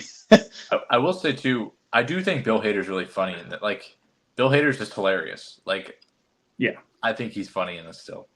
I think the most iconic scene is where he's like about to say, like, I'm about to kill you, motherfucker, and he doesn't like complete a sentence, and like the dead eyes get him, and he just goes like limp and just like stare like at the very end of the movie during the climax. That's like I think my favorite scene in the movie. Meme. Yes, it's very good. Bill Hader is very good at that. I've never seen Stranger Things, so I've only seen the clip of like Bill Hader going limp like that, and I thought it was like from Stranger Things this whole time. Now you know. I also, for some reason, when I was watching this, the first scene at the like Chinese restaurant, when they're sitting there talking and Bill Hader's like, I was talking to your mom, and he does the Jabba the Hutt voice. That got me. I can't lie. It's so funny. It's really good. Well, it's funny because I've watched it multiple times. There's an interview, a famous interview of him on Conan doing Jabba the Hutt's voice. And he can also do, I remember he could do a Tauntaun too. Yeah. From A New That's Hope. his thing. Or no, from Empire Strikes Back. Yeah. Yeah. Misa Kubasi or whatever. Sorry. I can't do Jabba the Hutt. I wish I could do Jabba the Hutt. I can do Pennywise. It's tough, man. That's a tough voice. But Bill Hader can do it. Yeah, his death was inspired from the Godfather. You don't have it. What, Connor? Jabba the Hutt, how he died was inspired from how, I forget which character in The Godfather died, but George Lucas worked with Francis Ford Coppola on The Godfather. Yeah, they're all homies. Yeah. All right, what did you guys rate this as? 2 out of 5. I'll go, I I'm said also mine's at a probably 2 out of 5. I'm probably at a 1.5. I did not like this movie. Did you say 5 out of 5, Connor? 2 out of 5. Oh, 2 out of 5. Yeah, I have it at a 2.5.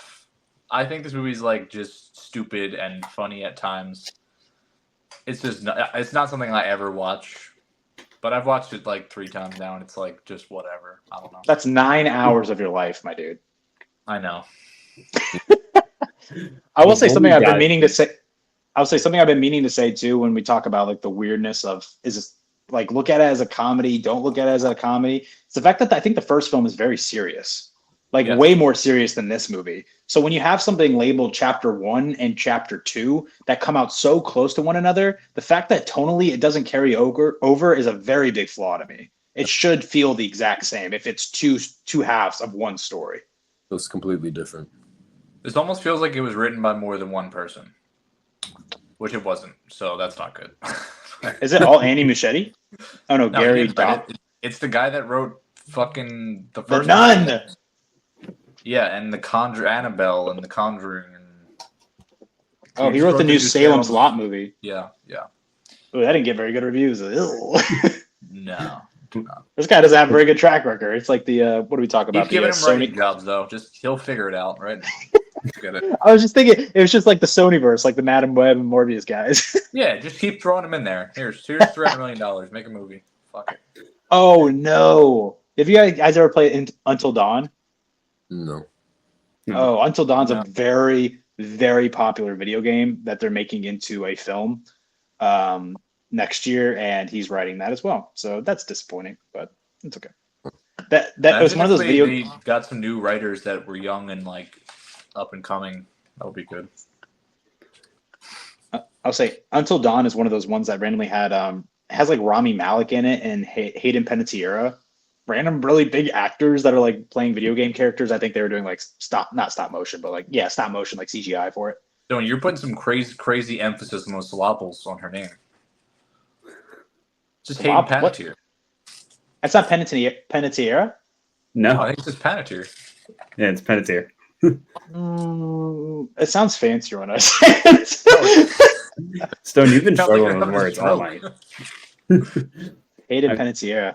That's disappointing. Like I've always like, okay, well. She was in one of the dumbest movies I've watched this year. But Remember the Titans? No, I forget the name of the movie. It's like I Love You something.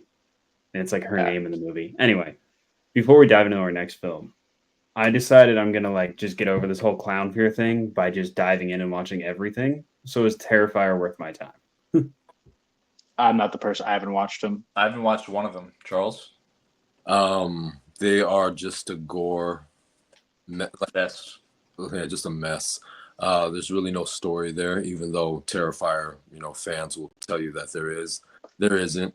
It's the first one has no story. The second one attempts to. The third one says, "Yeah, fuck it, we're not gonna do a story anymore," and just goes absolutely. Yeah, and so The second one is like decidedly the best, right? Yeah, I think that's. Oh no, I mean, I have a lot of mutuals that are saying that the third one is the best, but I think it's because it's so damn gory and they're fans of that. And probably recency bias too. Like, yeah, I was thinking the same thing. I'm going to say something here. It might be a hot take amongst horror fans, but as a horror fan, I'm not a big fan of gratuitous violence like gore for no reason. I'm not a fan of it. I never have been. The films that I typically like are, psychological, sci-fi, science, The Thing, even though that's gory, it's not really gratuitous. It's not someone getting beat over the head with a mallet over and over and over and over again. Like, so I don't know. I don't know, Connor. I mean, you could watch them. You might be entertained by them, but they're not. Are they worth your time? I would say no. They're not worth Okay. Yeah, and Charles, I Maybe- feel like when I think about your stuff, even if like, I feel like you talk about some stuff that's even outside of horror that's more just like thriller or like psychological thriller, and like that's kind of what I think about when I think about your stuff. So Yeah, that's really. I mean, films that deal with your psyche are the ones that always have been my favorite, even as a kid. I mean, going all the way back to The Game in 1997, I was like a kid. movie's so good. Yeah, and it's so rated. And I remember watching it as a boy, being like, "What the hell?" My dad introduced me to that film, and films like Zodiac.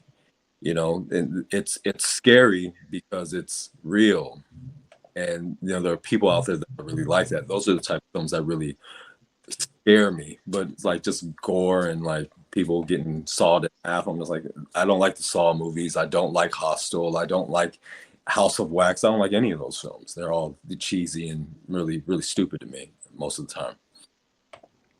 Yeah, I feel that. Burn me after hearing this. It's like, this son of a bitch.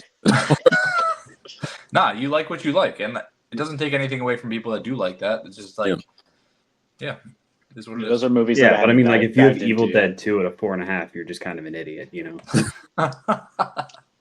Those aren't gory for the sake of. I mean, they are, but they're like fun gore. Like that's the comedy bit of it, where they're blasting like them with like 10 gallons of blood. Like that's fun. It's not Terrifier where they're. I heard there was like a chainsaw to someone's butt crack in one of them. I don't know. Scene where a woman pleasures herself with a shard of glass. Like, what is the point of this? Why are my eyeballs witnessing this right now? It doesn't make any sense.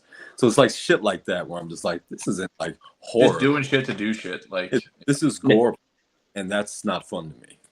Now, on that note, though, how close do you think that, like, I don't know if he has a name or not, but the Terrifier clown, how close do you think he is to like a horror icon? I'm impressed by the series. I really am. Like I pay attention to box office, and it's not for me. And Charles doesn't like it. I don't know if I would. I might not. I do like practical effects a lot, like we talked about in Evil Dead 2. So maybe I would like just how they're able to do something, just like thinking behind the camera how it was done. But I'm really, really impressed that a horror franchise, an indie horror franchise, has made as much money as they have. It is very interesting to me. Like Dan talked about the fact that kids are going out to buy tickets for the Wild Robot just to see the film. And people are talking about the fact that, and it's true, like you got Jason, Freddy, even, Ghostface. Like this is a horror icon, really, I would say, that's just going to grow larger and larger, that we've really gotten in like the 2010s. Like there really isn't anything to compare it to. Now, I think he's not nearly as close to the level as those guys at all. But I mean, I can't remember the Lee Winnell, I believe is the director's name. He said that he's going to stop on the next one. I think he's just going to keep on making them, to be honest. I mean, they're printing money. The next one will probably make even more money. It seems like fans of the franchise are satisfied. So it is insane how much money that movie made. And I have a bold prediction. I want to believe that domestically, so the United States, that Terrifier 3 will make more money than Joker Folie à Deux. I think it's possible. I truly believe it's possible, especially with Halloween around the corner. And that'll be a wild sight to see. It really will be. Stone, I want to bring up something that you just touched on, is being the horror icon as far as art is concerned. I think that because of guys like Michael Myers and Freddy Krueger and Jason, how do you top that? And I think that's why they're going so gory and so crazy with art, because how do you top an iconic character like Michael Myers, who's built around suspense and story? How do you beat someone like Freddy Krueger, who's based on a real story that happened in the Philippines? What do you do? I like that outlook. You got to make the movies different. You really have to make them different, and that's maybe the only route you can go to when it comes to horror. With this particular character, Yeah. when's the last time we had a horror icon? You have franchises, you have Saw, but that's based around gore too. Maybe Scream, like Ghostface. Scream, yeah, he's a slasher. So, and the mask is iconic. Everyone knows that mask. But as far as like the stories are concerned, I mean, I think they were trying with In a Violent Nature, but that just didn't quite work. They're making a second one. That one kill was good though. I liked that kill. Mortal Kombat fatality, yeah, that was cool. Look, you know what I hate? I hated that scene because how is she still standing? Oh, ignore that. And like the moment he hit her, imagine if she had just run away down to the right. Imagine that. Man, but he like if you die to someone that's walking at you and they only walk, it's Darwin. You know what I'm saying? Like it is what it is. Connor, you haven't watched In a Violent Nature, right? No, but I actually it's on a streaming service now. I almost put it on the other day. I thought you don't like horror movies. Oh, you don't. Wait, do you like horror or just not clowns? I don't like horror movies, but I told you I'm gonna force myself into this. I was gonna tell you how that person died in A Violent Nature, but if you don't want me to spoil it, I won't spoil it. Oh yeah, no, I almost spoiled it just now. I like that. I was like, oh, that's fun, and then Stone already spoiled Scream 3 for Dan. Very sad. Connor, do you want to get spoiled for Smile 2? Oh, I'm gonna dip out. You gonna log off? We can talk about it. I mean, I'll come back. You can go away. Goodbye. I'm interested. So I didn't see that your review, Charles, for Smile 2. It seems like maybe you and Dan have similar thoughts on it. The more I think about it, the more I dislike it. So when it came to the first Smile, it's so interesting because I watched it once in the theater and I've always had the same thought about it. As I remember, and it came out around COVID too. So when in 2022, that was the point where I think trailers played even longer in a theater than they do nowadays. Because I remember fucking hating Top Gun Maverick's trailer. I saw that shit for a year straight. I was like, I am tired of it. It worked. Well, there was nothing else in the theater. Even me and my wife, we go to the movies a lot. And we both hated seeing that trailer. And we were both like, when it came out, we're like, well, there's nothing else in the movie, so I guess we'll go and see it. So I think what happened is that came out the exact same year as the first Smile, 2022. And I think I saw the trailer so much, it gave away every single scare and also the plot. Like I knew the trailer from memory, so I knew where the entire story was headed. Now, I went and watched Dan's review. Actually, he just posted it. And I think you said something about the trailer giving away maybe the best scares in this film. I don't know. I might agree with that, but one thing I will say, which is really funny, is the trailer that's playing right now. I saw this trailer quite frequently. I believe this one, or no, it wasn't this one. It was the teaser trailer. This trailer right here, I tried to be on my phone in the theater because I thought this was giving way too much of the story away, and I was trying to really distract myself. But what I don't like, and and Dan alluded to this more earlier, is the fact, and we're going to spoil this open spoiler discussion to anybody who's listening. The ending of this film erases half of it. And you don't know. And I saw Gigi actually posted a video about this today, and she didn't like this movie that much either, is the fact that where does the story actually practically take place? What is happening in that time? Because what happens, she goes and she tries to kill herself, and then you realize that this entity was in control the entire time and she's on stage.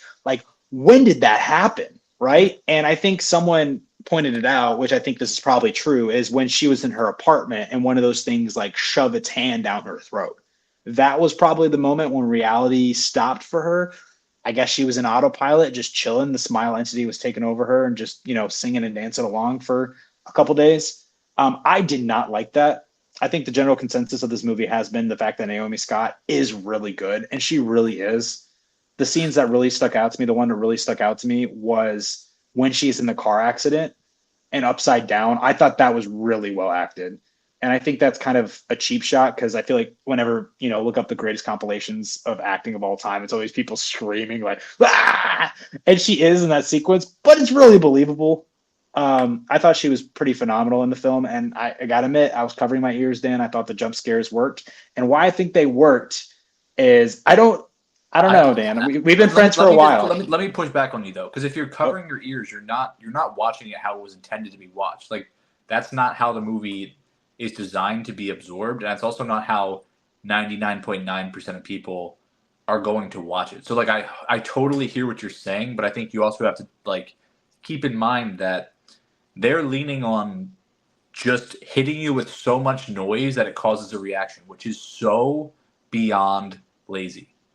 Yeah, I saw someone say this, and that's what it is. Like it's just noise. I saw someone say this, and I think it's true. Someone was like, "I literally think this is the loudest film that I have ever seen." And there's one sequence in particular that they pointed out, which is very true. It's when that guy, her drug dealer, throws that sword. It's so fucking loud. Like he throws it into shit and it like falls to the floor. That's not a jump scare, but that sequence was really, really loud. Yeah. But yeah, I agree with what you said in your review, Dan, too. I like the main character and her backstory a lot more than the first Smile. But one thing I also hated, and I think they didn't have, is honestly badly acted. Yeah. This was like the actors in this are doing a better job. Naomi Scott is doing a better job. Some of the side people, I don't know what the hell is going on, but she was very good. And I will say, maybe it's a little bit, and I think it is just looking at her filmography. I think it might be nepotism a little bit when it comes to the first film, because that's Kevin Bacon's daughter. And I'm looking at her filmography. She really hasn't been in anything. Yeah. And Naomi Scott, one thing I will push back about you, Dan, when it came to your review, is I think you said this had similar vibes a little bit to when it came to Trap and M. Night Shyamalan promoting his daughter's music career. Yeah. I don't. This wasn't the case with this film because Naomi Scott has not put out a music, and I made a video about this. Hasn't put out music. They're releasing. She released an album from this movie, which is she's going to make money off of. So yeah, but I think I feel like she's going to make more music. She will. She is, but that music. I mean, I'm trying to. M. Night Shyamalan's daughter is an inspiring musician. Right? That is her focus, I believe. I don't think she's trying to be an actress. And M. Night said, hey, I'll give you this movie to promote your music that you come out with that really hasn't got a lot of traction. Naomi Scott, first and foremost, I believe she is an actor. She's good at singing, but she is an actor. And like she could have had an opportunity to promote her music at another point in her career, which was when Aladdin came out. She didn't release anything when Aladdin came out. Right? And she could have. And also that thing that's really important as well that I mentioned in the video was the fact that Naomi Scott doesn't sound like this. This is like straight up pop. Her music is R&B. The inspiration for how Skylar, what's her name? Sky Riley. Good pop artist name, by the way. The inspiration for that actually came from the person who wrote the music, whose name is Alexis Ida Rose Kesselman, something like that. They listened to her demos and they're like, shit, I think a pop star would sound like that. And that's why Naomi Scott sings that way. When Naomi Scott does eventually put out her music, it's not going to sound anything like this at all. But I think that, does it promote her? Does she get money off of it? Bringing awareness to her music career is and that's like, with this, it's really a secondary point. And I will say also, I think she did a good job with it. And like I said, when I watched Trap, I thought that was boring as hell with everything around the concert. That's what should have been interesting about that movie. Like visually do some crazy stuff. Like give me Trap literally was using like the same camera angles, the same like shots over and over and over. It was so boring. This movie at least was like, they created some spectacle with the performance, which I thought was awesome. I enjoyed those moments a lot. What was your general take on this movie, Charles? I think that the film overall tried to fool you. And, Stone said he didn't like that. It's like, hey, by the way, none of this is real. And I think that takes... some people were like, oh my God, in the theater. And I was surrounded by a bunch of teenagers, by the way, like 50 of them. It was crazy. I was like, really the oldest guy there. I was like, oh, well, I clearly am not the demographic here. But they were all like, oh man. But the few that were closer to my age were kind of like, huh. You could see their reaction was kind of like, oh, okay. So, I mean, I guess the creators knew who they were going after and who they could maybe fool with this, and they just kind of accept it, like, oh, I guess that's what it was. Where I was like, what? Why? When did it happen? And I thought they were going to try to go a different route, and in the end, they ended up at the concert, which I had a feeling was going to happen anyways. So when it was going to the fridge, I was like, oh, they're actually doing something different, only for her to end up at the concert anyways. I was like, okay, well, then it went exactly where I predicted it would go anyway. So it took the steam out of it for me. So overall, the film I thought wasn't going to be predictable and ended up being predictable, which was a huge letdown. But yeah, Naomi Scott was very good with her performances and the music part, even though, it doesn't sound like you really appreciated that too much, Dan, as far as no, I appreciate what she was doing. It just in the back of my mind, it's more so just like, you're selling music off this too. It's just like, I don't know. It's not a big deal with this movie by any means. It was just kind of an afterthought. So I will say she came off very convincing as a pop star. The way that she danced, the choreography, everything about it, very real. She was trying to act her ass off in the role, as far as like being terrified and slowly going crazy, and then times it felt believable. I will say one thing that bothered me, and this might make some people kind of go like, "Oh man," but she looked like if James Franco had a twin sister, it would be Naomi Scott in that movie, and it was bothering me the entire fucking time. I was just sitting there going, "Who does she look like?" She was saying she modeled her hair after Kristen Stewart. Oh, when she had the short hair. But that's funny. I think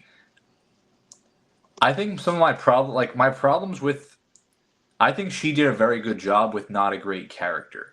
I think the way she was written, it felt it was a lot of just like, I'm going crazy and no one else knows and you can't see. It's just like over and over and over. It's like, okay, give her something else to do. And like, what do we actually get to see about this character? Like, it's not an easy character to root for, to be completely blunt. I don't like this person at all. And as I was watching, and I said this, I was like, does this movie think we're supposed to be rooting for this person? Like, in no way am I rooting for this person. This person treats her mom like shit, clearly treated her best friend like shit, then tried to use her when she needed her to be back around, right? To bring her back in. But clearly just like uses people as she needs them. She's by herself because she's not really nice to be around. She's not kind. She was clearly wasted driving with her boyfriend. Who was clearly wasted, clearly didn't care about that. Actively steered into someone else. Like no care for anyone else on the road. Obviously. Like she's just not someone you would ever root for, really. Right. And what was interesting about this to me was this almost could have been like her learning a lesson, like her getting something that was almost like coming to her from the universe. I think that would have been an interesting angle, kind of similar to The Substance, almost in a way of like getting exactly what you have earned. And it's interesting to have a horror movie where, the victim is a very guilty person in their own right. I think that's interesting to not have them be some kind of, perfect angel that you're just cheering for, and I hope they're all right. But, you definitely feel for her, but she's just a very unlikable person. It's just it's an odd, I don't know. I'm still working my head around that aspect of it.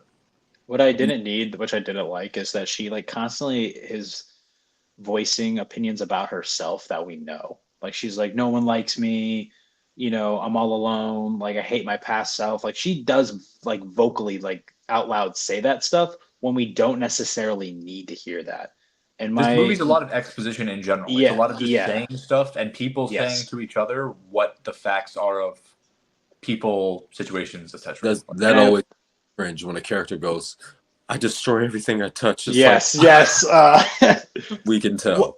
Well, there's a sequence that stands out to me. It's the end where it's her like old drug addicted self coming after her, and I was like, oh, this is good. But then she's literally saying like, oh, this is what I get. Like, I'm such a monster. Like, okay, shut up. Just let you kill you. Like, that's all. You don't have to say that. Right. I will say, what happens? I said this. What happens at the beginning of this film? Is it Kyle Gallner? Yeah, is it him at the beginning? Because doesn't he get possessed at the end of Smile, the first Smile? He's picked out someone that he thinks is terrible. He is Okay. trying to pass the curse on to that person that he has deemed is expendable to society. And then the kid that's there is the drug dealer, right? Okay. Then he sees the killing, and he then gets the curse. Right. So does Kyle Gallner kill himself? No, he kills. That still doesn't make. He kills someone else. Oh. Yeah. So it's 6 days after the first film. He sees this drug dealer, this guy about to go into a house. He sneaks up behind him, puts a gun in his back, and says, "Walk in." And then the drug dealer's sitting there, and he's like, "What?" And he goes, "Don't get up." And he points the gun at him. He goes, "Put your gun down." And then he goes, "You have to watch." And then he stabs the guy. And then they get into a shootout, predictably. But so it doesn't have to be you kill yourself. You can kill someone else. Right. So he kills the guy that he's holding hostage in front of the drug dealer because he had to have him witness. But then the guy who's explaining it to them, he doesn't explain. Like, he doesn't explain. Couldn't they hunt down some awful person or like just Dexter somebody and end the like curse that? Like, I don't know. That's one thing about these movies. I wish that they dive like. And Gigi mentioned the this logic too. Isn't there. That's why. It's a lot of rehashing of what happened in the first film. I wish they got more into the lore. I was like, okay, what does happen if you kill yourself or you try to kill yourself? That'll be interesting. Oh wait, that fucking didn't happen. Right. I was like, well, that's a bummer. Yeah. I will say one thing. Go ahead, Charles. No, I was just saying. So to answer your question, he tries to kill a guy, because someone has to witness something traumatizing for the demon to go into the person. He uses that fear and that trauma to get into your psyche. So he tries to traumatize the drug dealer by killing his friend in front of him, but they get in a shootout. And what's his name from the first one? Kyle Gallner, yeah. He accidentally kills the drug dealer. So he kills both of them. He's like, "Fuck, that didn't work." But the drug dealer Lewis was behind, witnessed the whole thing, and he gets the curse. Okay. I thought that performance, that Lewis guy, was frankly like really annoying. Like, he was overacting this. Yeah. It was just. I was like, okay, dude, please calm down. Yeah. I did like the practical effects though of him smashing his face with that weight. I did like that. That looked really good. Yeah, but like, have we not seen that before? No, but also I think I really like the sound design in this movie. And if you pay attention, when she's being haunted by him, when she's seen that, it is the sound of him smashing his face, what she hears. And I did like that. One thing I really like about these movies too is, I think it's the highlight for everyone, is that big, huge fucking red creature thing. I think it's really cool. And I mean, that was the highlight of the first film. And I think it was the highlight of this one. I was waiting for that guy. I was like, we were getting close to the end. I was like, man, I really hope I see that lanky motherfucker. And then we do. And I was like, yeah, woohoo. He's ripping her open. Yeah. It looked almost like claymation at one point, which threw me off. It is a puppet. I remember seeing a behind the scenes thing, which I do like. It's practical. Yeah. I remember seeing a behind the scenes thing when it came to the first Smile movie. So I'm assuming they would do the exact same thing. Yeah. I have a question. Why would they? Could the guy not have just sedated her and for like a while and figured something out? Well, she only met him once, I think.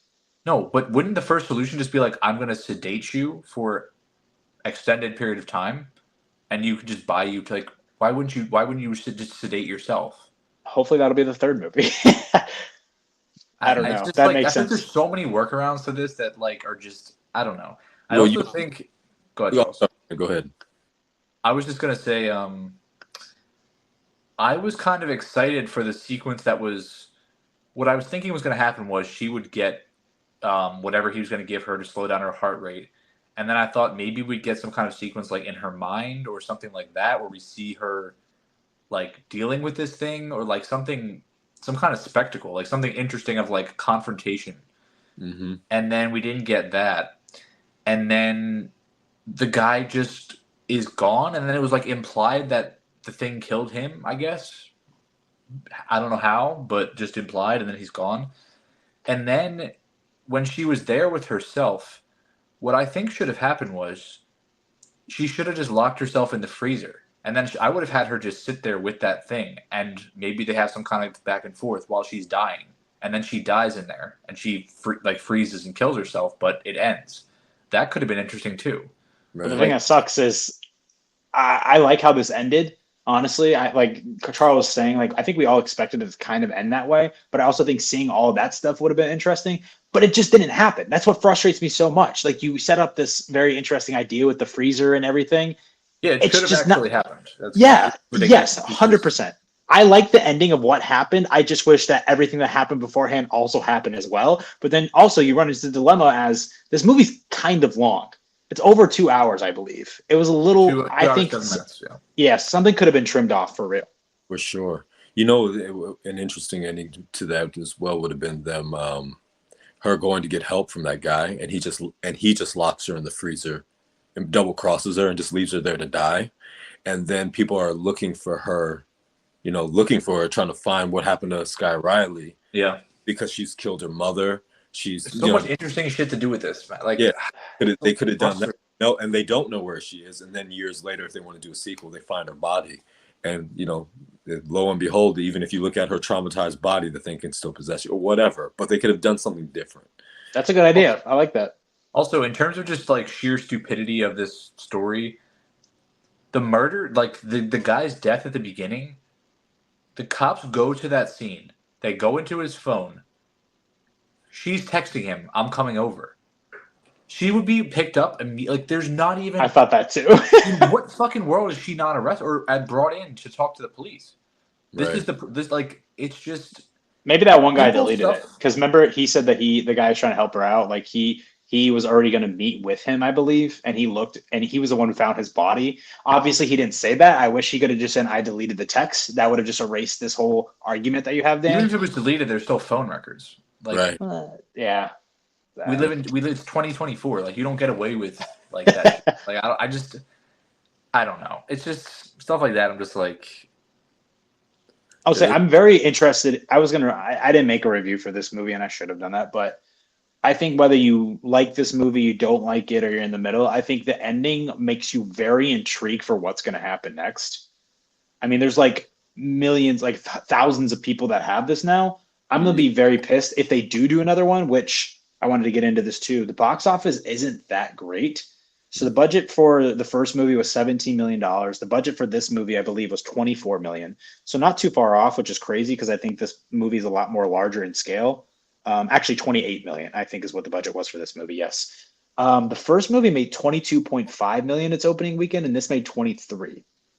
So I don't think that was official. So I thought this did better. To be no, I can look it up, but it's not going to be too far off. I was just watching a video about it. I'll look it up real quick, but it's not as big, I believe, as they thought it was going to be. It was $46 million global.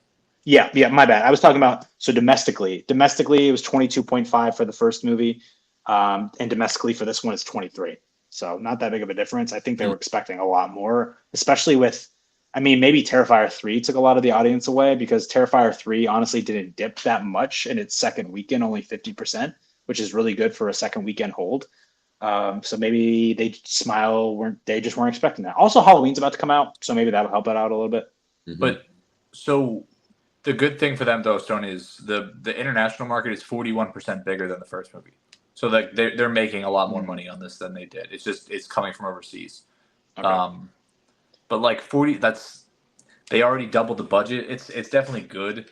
This movie will make. The other issue I have with this movie is this feels like a movie designed for TikTok, like designed to be viral. Like, look at Naomi Scott dancing, and then look at this crazy react. Like it's just one of those movies that like. And again, I watch it and I think about that, and I don't like that. Like, don't make a movie with the marketing being built into the movie. And that's kind of also why I talked about the music, because like that plays into that in my mind. I'm just like, this is just corny. Like, just make a good movie. I would argue and it'll market itself. Like, I don't know. But so I think you said you like her backstory, right? You like that it's a pop singer, maybe dealing with addiction, trying to recover, get back with it. Would you have preferred, because you're thinking that in the back of your mind, would you have preferred that just without music whatsoever? I like the music, and here's why. I think it really adds to some of the jump scares, because I think the music is good. Like, that's my style of music. I like pop music. that's my style of music. There's two sequences where the songs are actually pretty good, and you're listening to her sing, and she's a good singer. And this both of those scenes, I think I don't know if there's like a certain timing of when jump scares happen. Like I was expecting one to happen, and it still didn't with both of those sequences. They let the songs go on longer than you think they're going to go on. And I think you get kind of into the music a little bit too much, and then they hit you with it. So I do understand your perspective of marketing and all of that stuff, but I But to also be clear, I think it adds to I'm her not. character and the scares. I'm not just talking I'm not just talking about the music. I just feel like it's a movie that's designed to be able to go viral in moments and like with reactions and just like But a we'll lot see. of shock value stuff. I think that's what it's designed for. Well, you can see where the third film is going to go. I mean, everyone has. Well, you have 1,000 people say, or 500 people say that have it now. They're all going to freak out. They're going to infect, and so it's going to affect everyone like a virus. It's going to be a zombie movie. Yeah. Yeah. I hope. I'm going to be so pissed. And a lot of people's complaints is that this is very similar to the first movie in structure, and it is. If they make a third movie and it's like that, I'm going to be very upset. If you make that movie though, that's going to be expensive. Yeah, that's going to be expensive. I mean, so, they should do the film where it's like 6 months later. That'd be good. I just want to get into the entity. Just tell me some more stuff about it. Like you can even do like It Chapter 2. I thought it was kind of wild how he just like visits like this Native American like tribe that like got outside the city of Derry, and they just get him like info dump him. Like this is what it is. This is what Pennywise is. You have to do this chant to get rid of him. I was like, okay, that was a big exposition dump, but sure. I just wish we knew something like that. Like I wish there was a giant turtle in the Smile universe that controlled everything.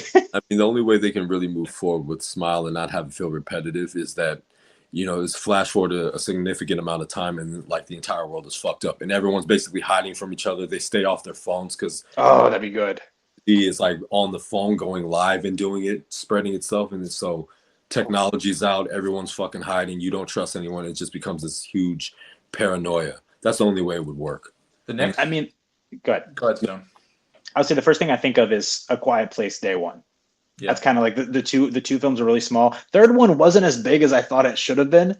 It really fell into feeling like the other two films, which I think was a mistake on its part. The movie was just not good, man. Mm-hmm. Yeah, just good actors giving good performances, and the movie just nothing. Just felt like another. Yeah, it missed potential. So I hope they don't miss the potential of the third one. I think the first, like we're talking about the box office. I think the first one, I don't know if this movie's going to make as much as the first one. I do think it will make a profit. I do think it will make a profit. The thing is, the first one was so crazy successful. It made like $280 million, which on a $17 million budget is insane. So even if this doesn't even reach that, it'll probably reach like $200 million, which is still really great. I do think we're going to get a third one for sure. Yeah. I just hope they don't rush. Like take your time, write something very coherent and like put thought into it and like just take your time. That's my hope because like it could be really cool. Like I said, I was very happy they just all the mental hospital shit and all that stuff in the first movie is dog shit. Terrible. Like the messaging of that first movie is horrendous. I hate that movie. Like genuinely I hate that first movie so much. I was glad they moved away from that. Because the guy has no idea what he was talking about in that world. And, like, this was better, I think. So I would, I'd love to see a third movie that I really liked. Because I liked some things about this. But it just feels a little repetitive. The smiling does not do shit for me. I don't know. Like, yeah. So I'll tell you, one thing we haven't said, too, is I do think the direction is a lot improved. Like I was very impressed by what he was able to do with the camera in this. That shit really got me going. It was pretty good. Yeah, I agree with you there. I will say maybe one thing to lead this off with, which we think there's going to be a third film. Is there an actress that you would like? Because I think it's going to be an actress that you would like to see maybe lead a Smile film. Who's got a killer smile that you think needs the attention? Maybe someone who's underrated like Naomi Scott was, who really hasn't had a whole lot of work. And I'm curious to see how her career goes after this, to be honest. That's a good question. An actress. I don't my first. I think she's too big, but I think someone who's done really well in the horror genre recently, who's carved a good name for herself, is Catherine Newton. So maybe her. I found out that she was actually in the fourth. And doing research, I found out she was in the fourth Paranormal Activity movie. So good for her to get out of that franchise and make a bigger name for herself. What about Kiki Palmer?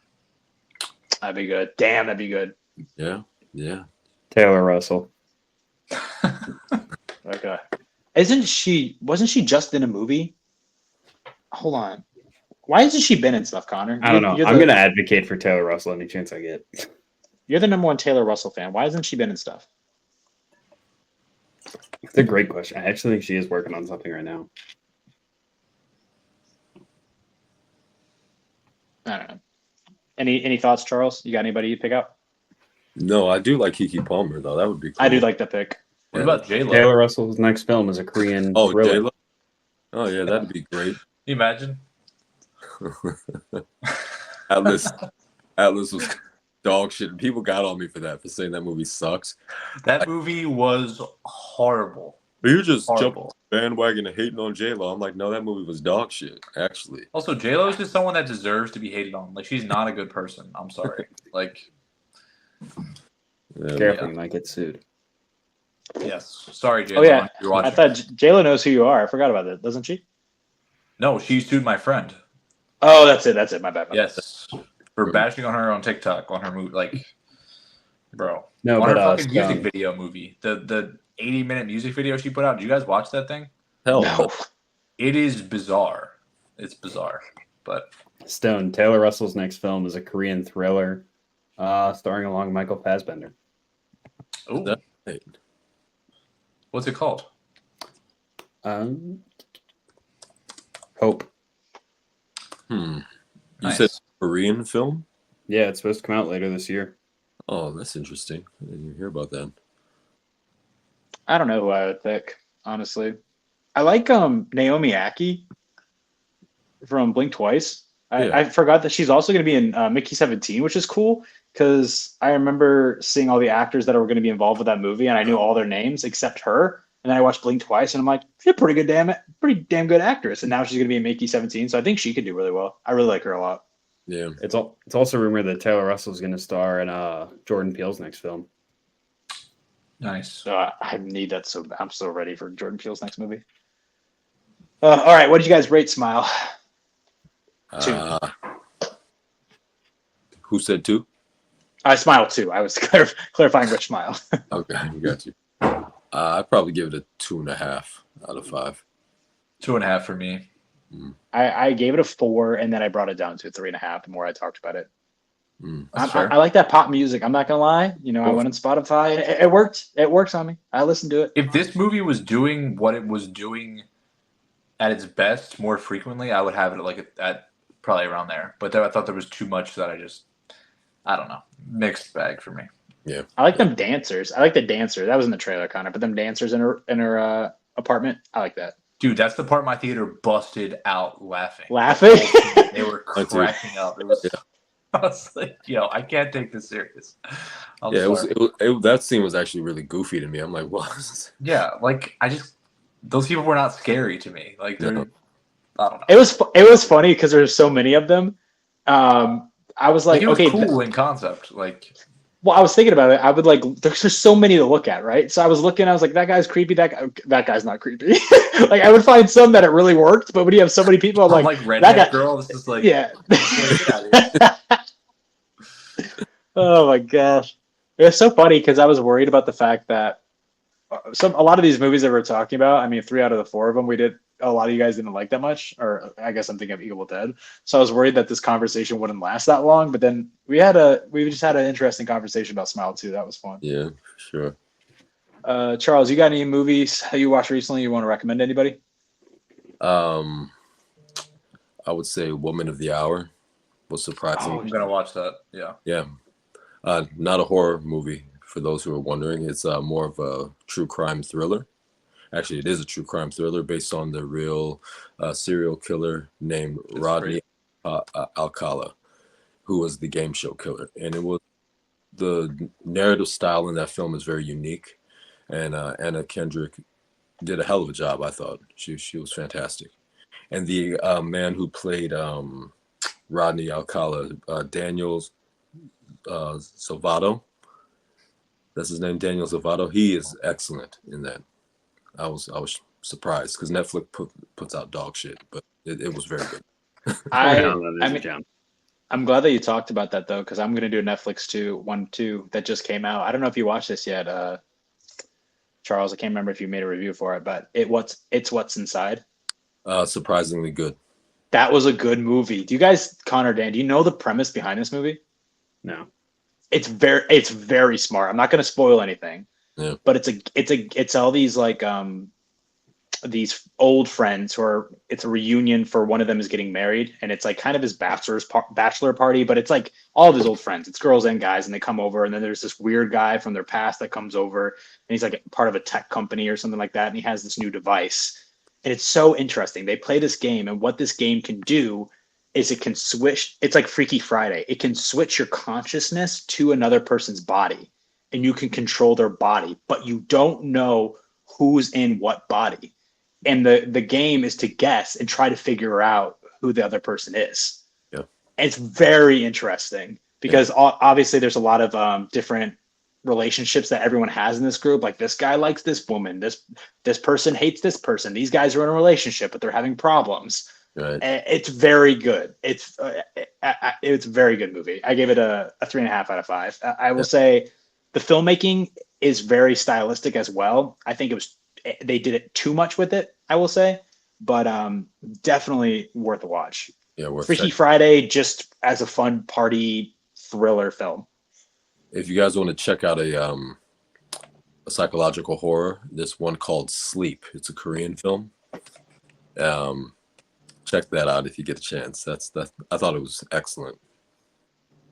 You said Sleep? Sleep, yeah. Oh, I heard this one's really good. Okay, yeah. I got you. It's about a man who suffers from basically sleepwalking and acting out his dreams, but he starts doing some weird shit in the house that's throwing his wife off, and they're about to have a baby, and she's like, "You need to get this shit together because we can't live like this." But I don't want to spoil it. Give it a shot. Nice. Connor, Dan, what you got? I'll go with Across the River and Into the Trees. It's the new Liev Schreiber movie that actually they reached out to kind of the whole podcast about if we wanted to watch it early. So I took that opportunity. Super good. Better than I was anticipating. Basically follows Liev, who is a colonel in World War I and World War II. It's kind of, I think this takes place in 1946, so right after World War II ended. And he's kind of being forced out of the army because of health issues. So he said he's going to go to Vienna for 2 weeks to think about it, where he's trying to purchase guns off of anyone who is selling them. And they send Josh Hutcherson along, who's playing a sergeant in the movie, and kind of finds him collapsed and asks him, he was like, "Are you here for more than just, your health issues?" Kind of alluding to like his kind of mental health stuff. And then he meets a girl who like peels back the layers of this like super hardened like soldier to like show he actually has like some really severe PTSD, depression, anxiety issues. Nice. Also for both you guys, it's Liev Schreiber. Liev. Like Leeev. That's Liev. No, but it's pronounced Leeev. Oh, Liev. Okay. Thank you. I love him, so we just got to tell him. Liev, if you're listening, Dan loves you. Yes, I'm sure he's tuned in. This morning, I had a wedding last night. It was a very long night.